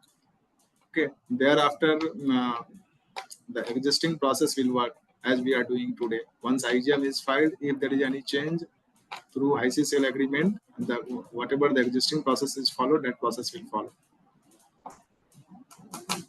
Okay, thank you. I think we will have a lot more. We'll have to have a helpline for the high C sales and switch BL when it happens. And they are asking about the ICD as to how the SCMTR regulations would be handled. ICD export shipment? I presume both exports as well as imports. So in import, the arrival manifest will be filed. Then as per the existing process, the SMTP is generated.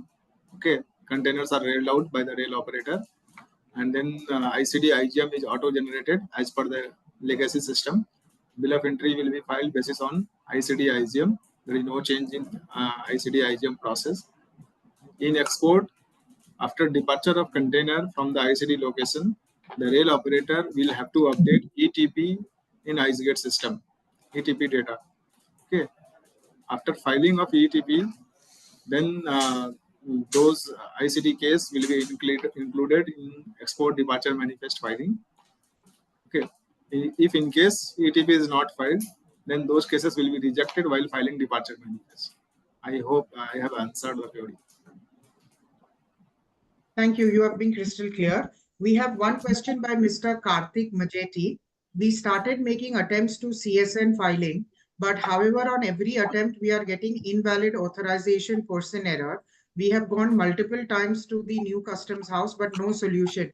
Mr. Karthik, we are planning a session with the customs very shortly.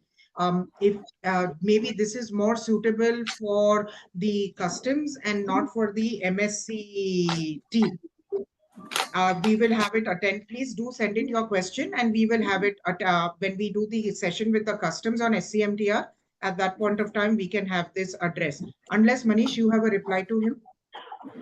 For this case, we have observed in some cases, there actually the stakeholder is declaring wrong PAN number. Okay, the PAN number of the person who is not registered in SCMT.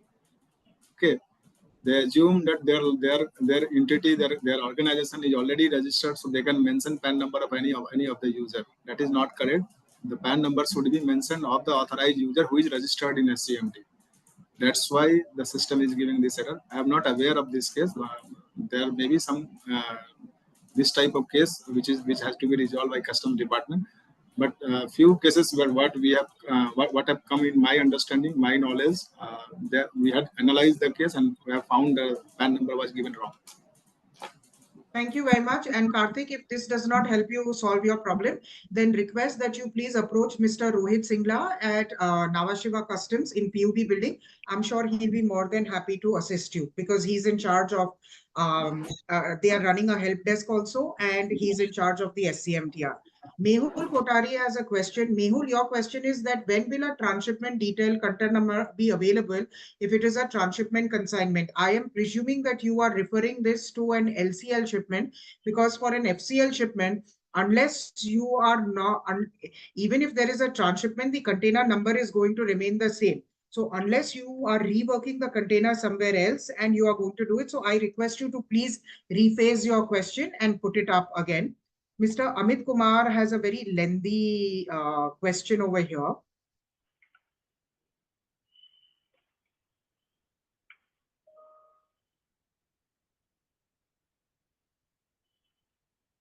As discussed in today's meeting, you have mentioned that SAM messages are being filed before departure at the last foreign port of call. Given that we operate as a container train operator and custodian across multiple locations in India, we kindly request that SAM and SSA messages to be extended to us. This will enable us to plan our rake and facility operations more efficiently, minimizing unnecessary dwell time. Additionally, this will contribute to the shipping line's operational efficiency by optimizing the container cycle time. Furthermore, we are keen to address the challenges faced by the shipping line in context of the custodian and container train operator operations. We would appreciate an opportunity. He is from Pristine Group and Sikal Group. He is the group head, Amit Kumar.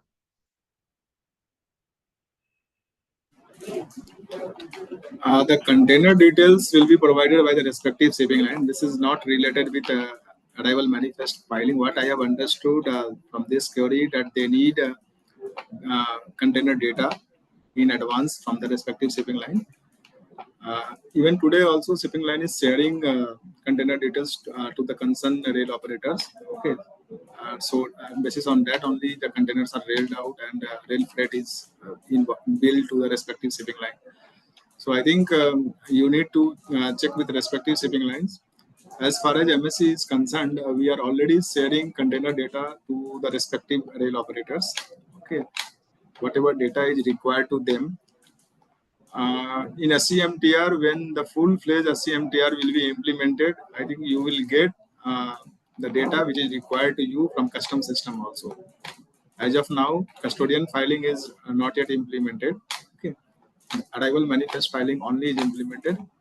So once it will be 100% live, I hope you will get the data which is required for your organization.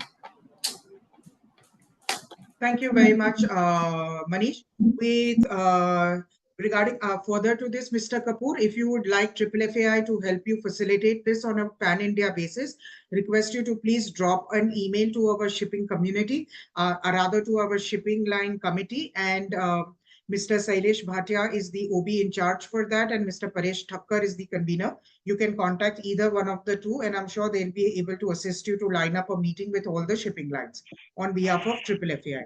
Thank you. We have our managing committee member of BCBA, Sanjay Bhav, has a question. What is the procedure for importers SOC container under SCMTR?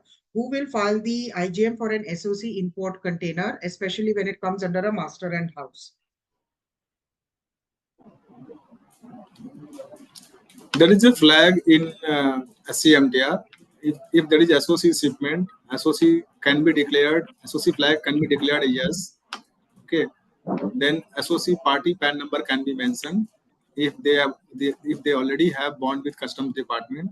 If they don't have bond and if they want to pay duty for the container also, so by keeping a container bond agent flag blank and mentioning associate indicator as yes, system will assume that the party is going to pay duty even for the empty container. Okay. And what happens in case of export? Same applies for export also. In export, there is no duty applicable because whatever content is imported as per custom regulation that needs to be exported within 6 months. So at the time of import, if duty is not paid for a particular SOC container or party have not taken bond with the Customs Department, then at that time the flag has to be indicated. If flag is indicated yes, then the PAN number is required. If PAN number is not given with the flag yes, then system will assume that duty is going to be paid.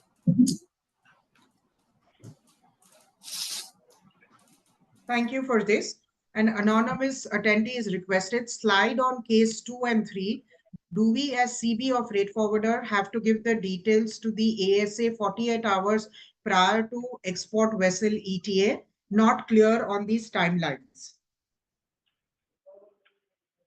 See, 48 hours is the shipping instruction deadline prior to the arrival of the vessel. And as far as the CSN or house BL data, that has to be 48 hours prior to the ETD of the vessel.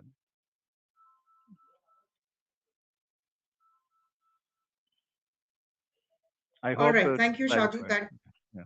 Yes. Mr. Avinash Thorat, we've already just taken this question. So, and Manish has replied as to how the SCO for SOC containers, it has to be done.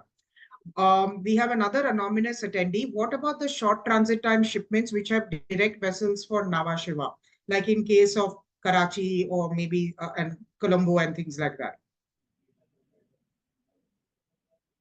So manifest has to be submitted prior sailing from the last foreign port to the first Indian port. So that means those like US regulation, that manifest has to be submitted 24 hours prior to the manifest, and the bill of lading has to be ready 24 hours prior sailing from the last port of call, last foreign port. That is then all importers has to intimate to the shipper, or the forwarders has to get their information from their counterpart much in advance as far as their export shipment from the last foreign port or short transit last foreign port. As I said earlier, there is a provision being there in the SCMT for a sea cargo manifest amendment. That for short haul vessels, I think 12 hours prior to the arrival of the vessel, we can do the amendment. If there is any cargo related amendments, we can submit. So right now that module is not active in under SCMT. Now the amendments are followed after IGM filing, or corrections are subject to amendment after IGM. It means SAM filing right now. So we are the shipping lines are managing some amendments prior to the inward entry right now in the IGM or in the old IGM module. But under SCMT, the customer has given some provision for the amendments prior to the arrival of the vessel. Yeah. Thank you very much. That was the same question that Ms. Sunita Singh had. That was the same question that Mr. Karthik had, but Mr. Karthik has one more addition part to it, that in case of imports, where the DPD transit is more than 45 plus days, how can we file the CSN and what is the timeline for that?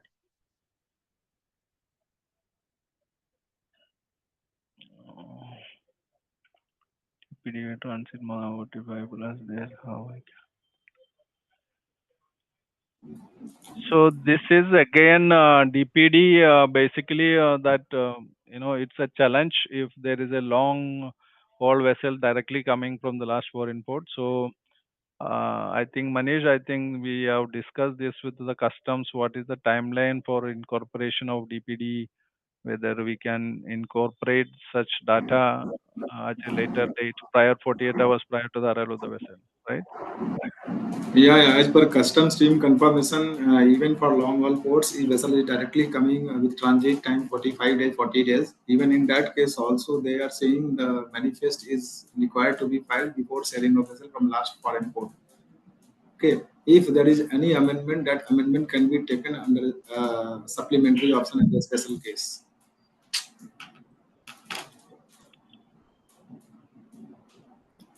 Yeah, all right. Thank you very much. Thank you. Ms. Sunita Singh has one question. While looking through the whole process of SCMTR, as far as a CHM, this is something that everybody wants to know, especially the CHS, is that their role is only to follow the correct customs declaration while filing the shipping bill, right? Yeah, right. They have to follow correct process. They have to update correct data, correct PCI number, correct shipping bill number, correct house bill data. That's all. Even the net weight and gross weight is required, no, in this? Yes. Yeah, yes.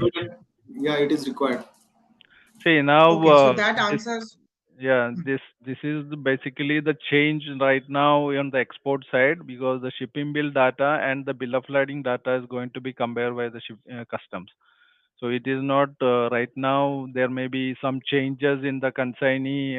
What is you declaring? Sometime in the shipping bill you are not declaring the correct consignee details. Maybe someone exporter don't want to disclose their buyer's details in the shipping bill, but shipping lines are allowing them to incorporate the correct buyer details into the bill of lading. So those are all may have discrepancy going ahead under SCMT, because bill of lading data and your shipping bill data declaration not going to match. So there can be a custom query towards that. So we have to be very careful. All the exporters has to declare the correct data in the shipping bill itself. That is the base document. All right, thank you very much. We have, and I presume that the question about even where the bill of entry and the CHA is only clearing the cargo, their role is only to ensure that the correct customs declaration is done while filing the bill of entry also for the import part, correct? Yeah, that's right. Yeah. Okay. Now we have one more person, an anonymous attendee. Can you please advise that if it is one house and one master, can we directly request through ODEX? Yes, they can submit the house BL data in the ODEX with the master BL Perfect. number. We have Yeah. one. All right. Okay. Thank you. We have one question which is very interesting, and this is with relation to bulk cargo. What will be the total number of equipment manifested for bulk cargo as it is the total number of containers? So what do they do in bulk cargo? Bulk unit is also identified as equipment. Okay, so if there are 5 bulk packages, okay, each bulk package will be identified as a unit. So you have to declare total 5 units in transport equipment. Okay, we will have to declare dummy bulk equipment number. Okay, for example, bulk 1, 2, 3, 4, bulk 1, bulk 2, bulk 3, like that. Okay, so if there are 5 bulk packages, the total number of equipment will be bulk 5. All right, And thank you. Miss an equipment type for such bulk cargo will be BB, break bulk. All right. Thank you. I hope this answers your question. In case you have any difficulties, please do get in touch with the MSc team and they will be happy to help you. Ms. Trupti Mungekar has a question. They need a clarification. If there are 2 master BLs and 1 container number, which is the case of a split BL, then the container status details will be showed as FCL and LCL. I think what she means is there can't be 2 master BLs with one. Will it be showed as FCL or LCL? No, it will be accepted as LCL. It will be accepted as LCL. Right. One container This will can be be in the part case of of a full order, no? one container can be part of 2 MBL or 2 HBL. That is accepted by custom system as LCL shipment. Oh, because she's talking of 2 master BLs and 1 container number, so they will show it as LCL. They won't show it as FCL. Right. All right. Now, Mr. Rohit, you've already answered this question before also. And we have Mr. Vinay Krishnan. He wants to check with MSc whether they are providing access for filing, submitting data through other service providers besides ODEX. If yes, can you give the names? Because they don't want a monopoly situation. Right now, MSc is generating the SAM file from ODEX. So we are also uploading the data, the master BL into ODEX. Then there the house BLs and other CSN details are clubbed and declared to the customs. So it is free for them to do the CSN filing with any other service provider. But only thing is that CSN number they have to give linking the master BL number in the ODEX so that we can get all the data within ODEX. Okay, thank you. Mr. Rohit Chauhan says that if it's a direct vessel and transit time is 12 days, in this case, if we get the final documents after the vessel departure, will it be okay to submit the CSN after the vessel departure?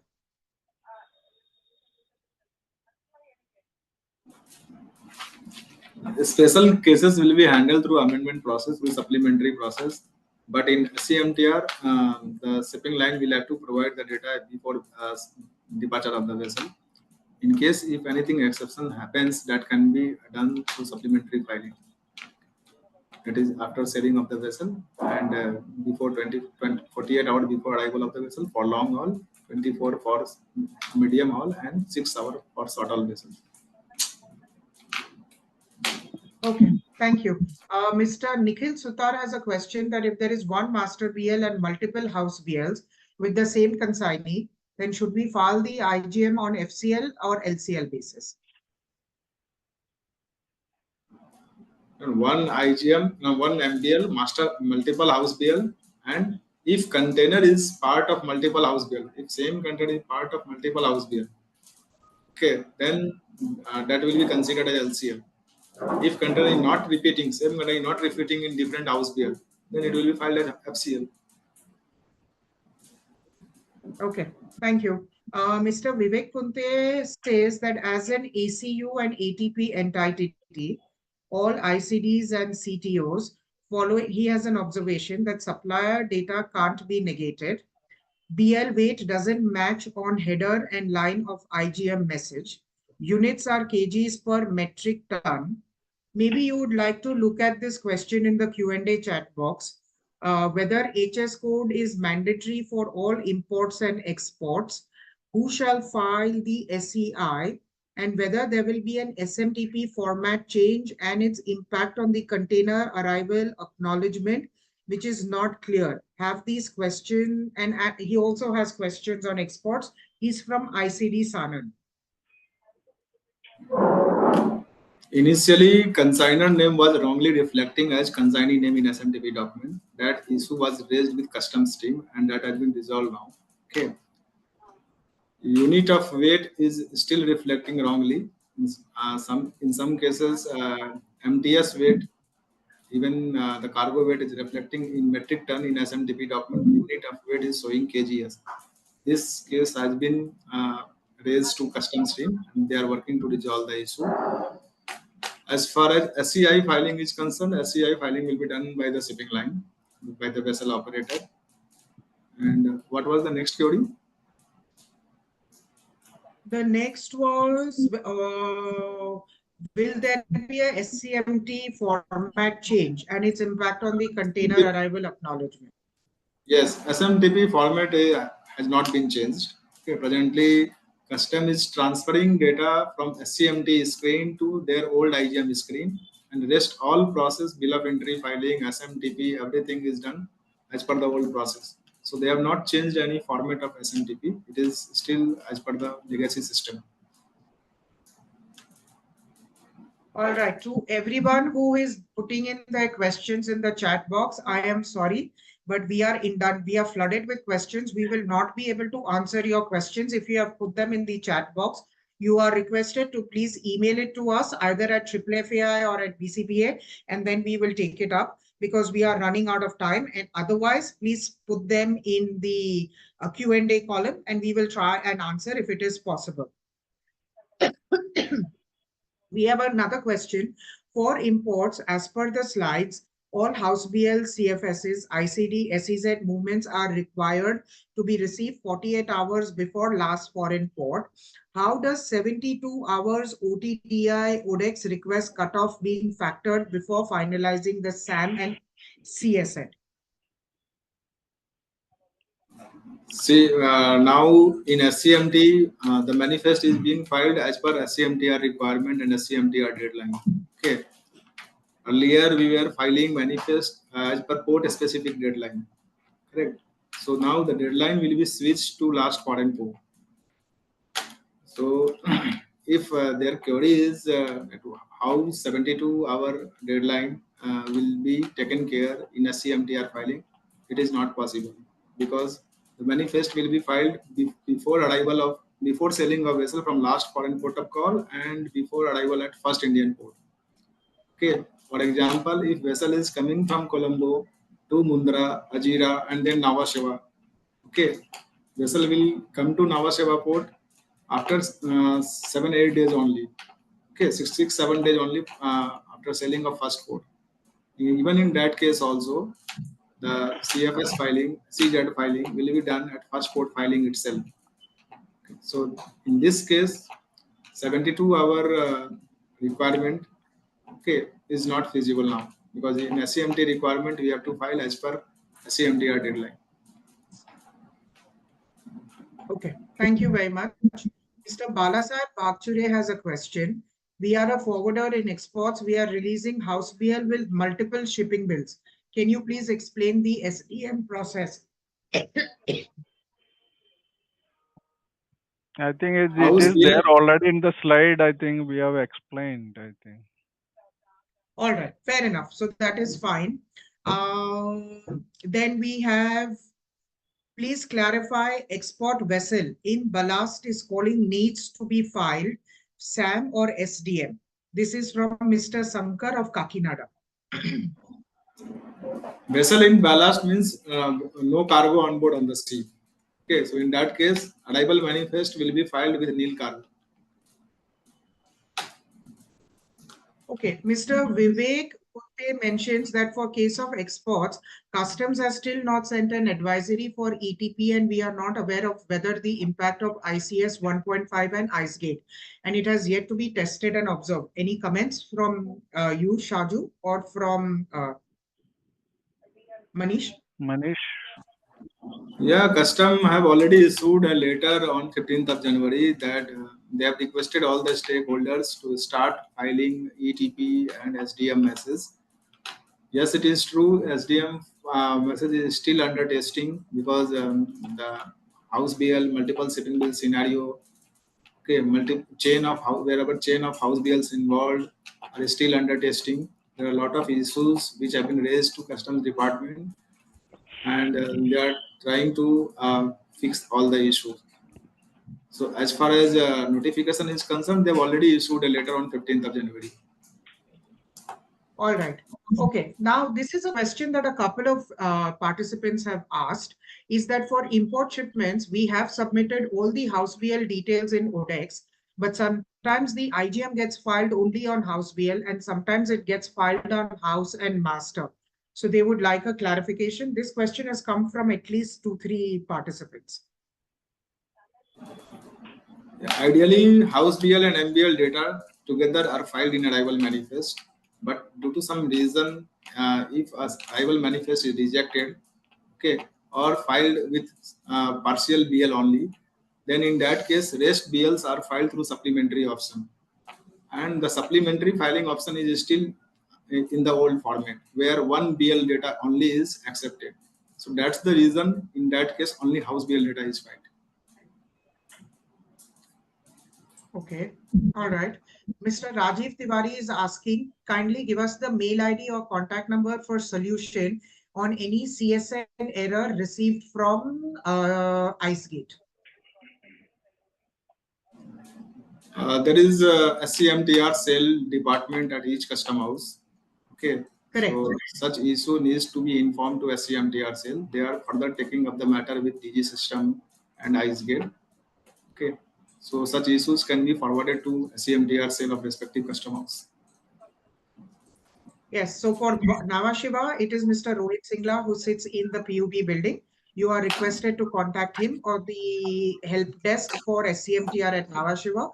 With regarding the other ports, if you are not aware of the help desk at your port, then request you to kindly contact your respective Customs Brokers Association and speak to the import committee in charge or the export committee in charge, and one of them will be able to help guide you on this. For an ASC, please confirm. Mr. Rohit Singla is the Deputy Commissioner of Customs at SCMTR cell Nhava Sheva. Mr.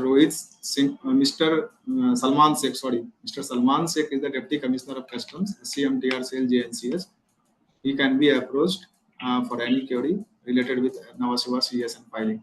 Mr. Rohit Singla is taking care of all India filing at the SCMT filing. He is additional director DG system. Okay, thank you for the correction, Manish.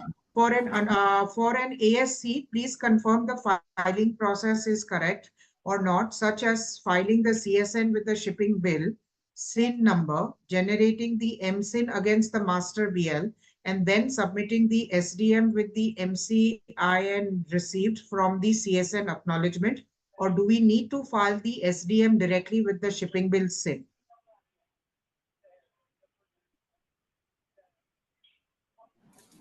Actually, I have not understood the query. As per my understanding, he is saying that after filing of CSN message, he is receiving MCIN number. Whether that MCIN number code can be quoted in departure manifest filing. If this is the query, yes, MCIN can be quoted by the respective shipping line while filing departure manifest.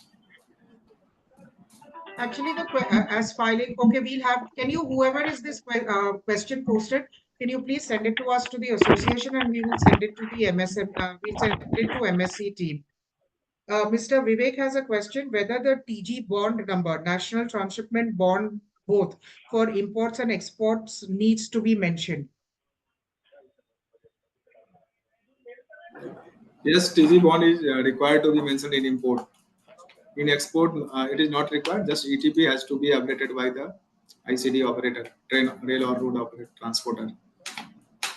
In import, this is required. Okay. All right. We have one question, whether there is a quantum decided for penalty charges for mismatch, late filing, etc. Quantum has not been decided. There are the penalties imposed. This is on case to case. Okay. As of now, they have not imposed any penalty.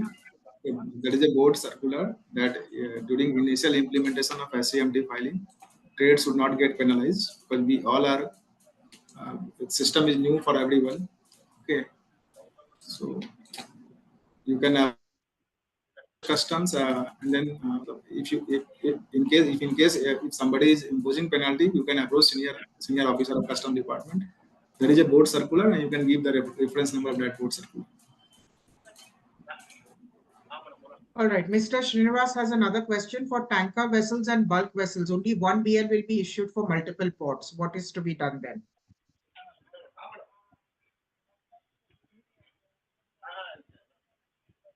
One BL will be issued for multiple ports.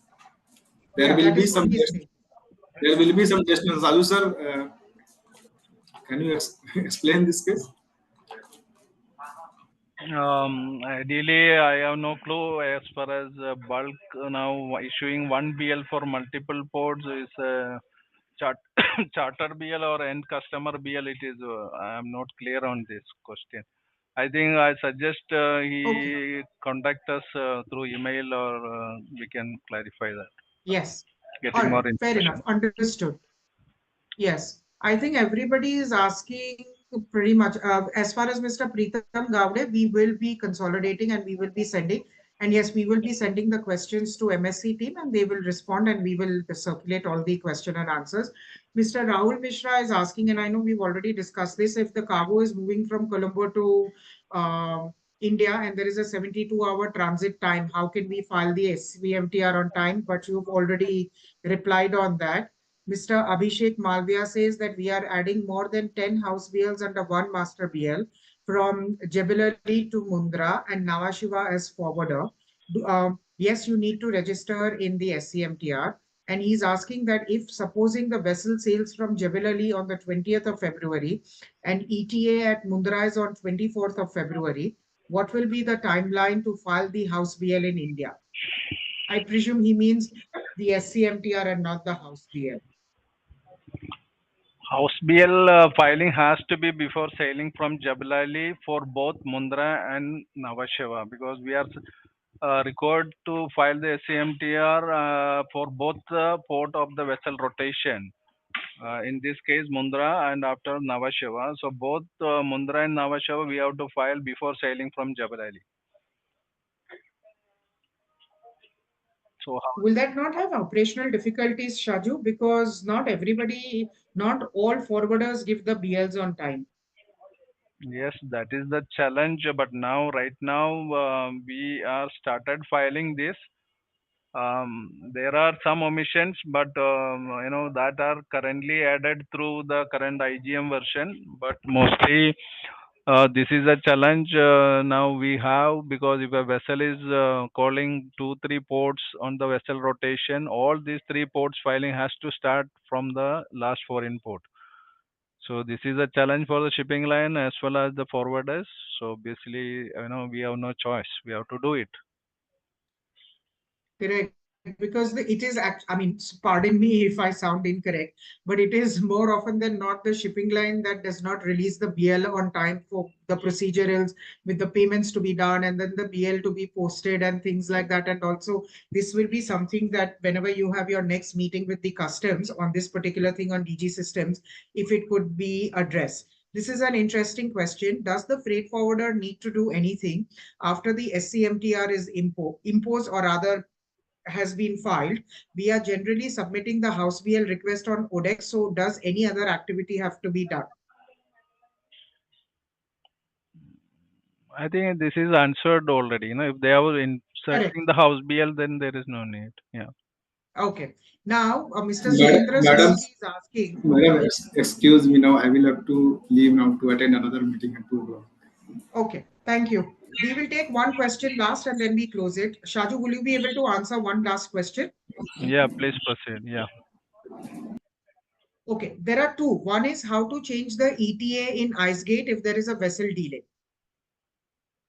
As far as forwarder filing, they need not to do change any ETA change. So that shipping, they can insert the data on prior to the sailing of the vessel from the last port of call.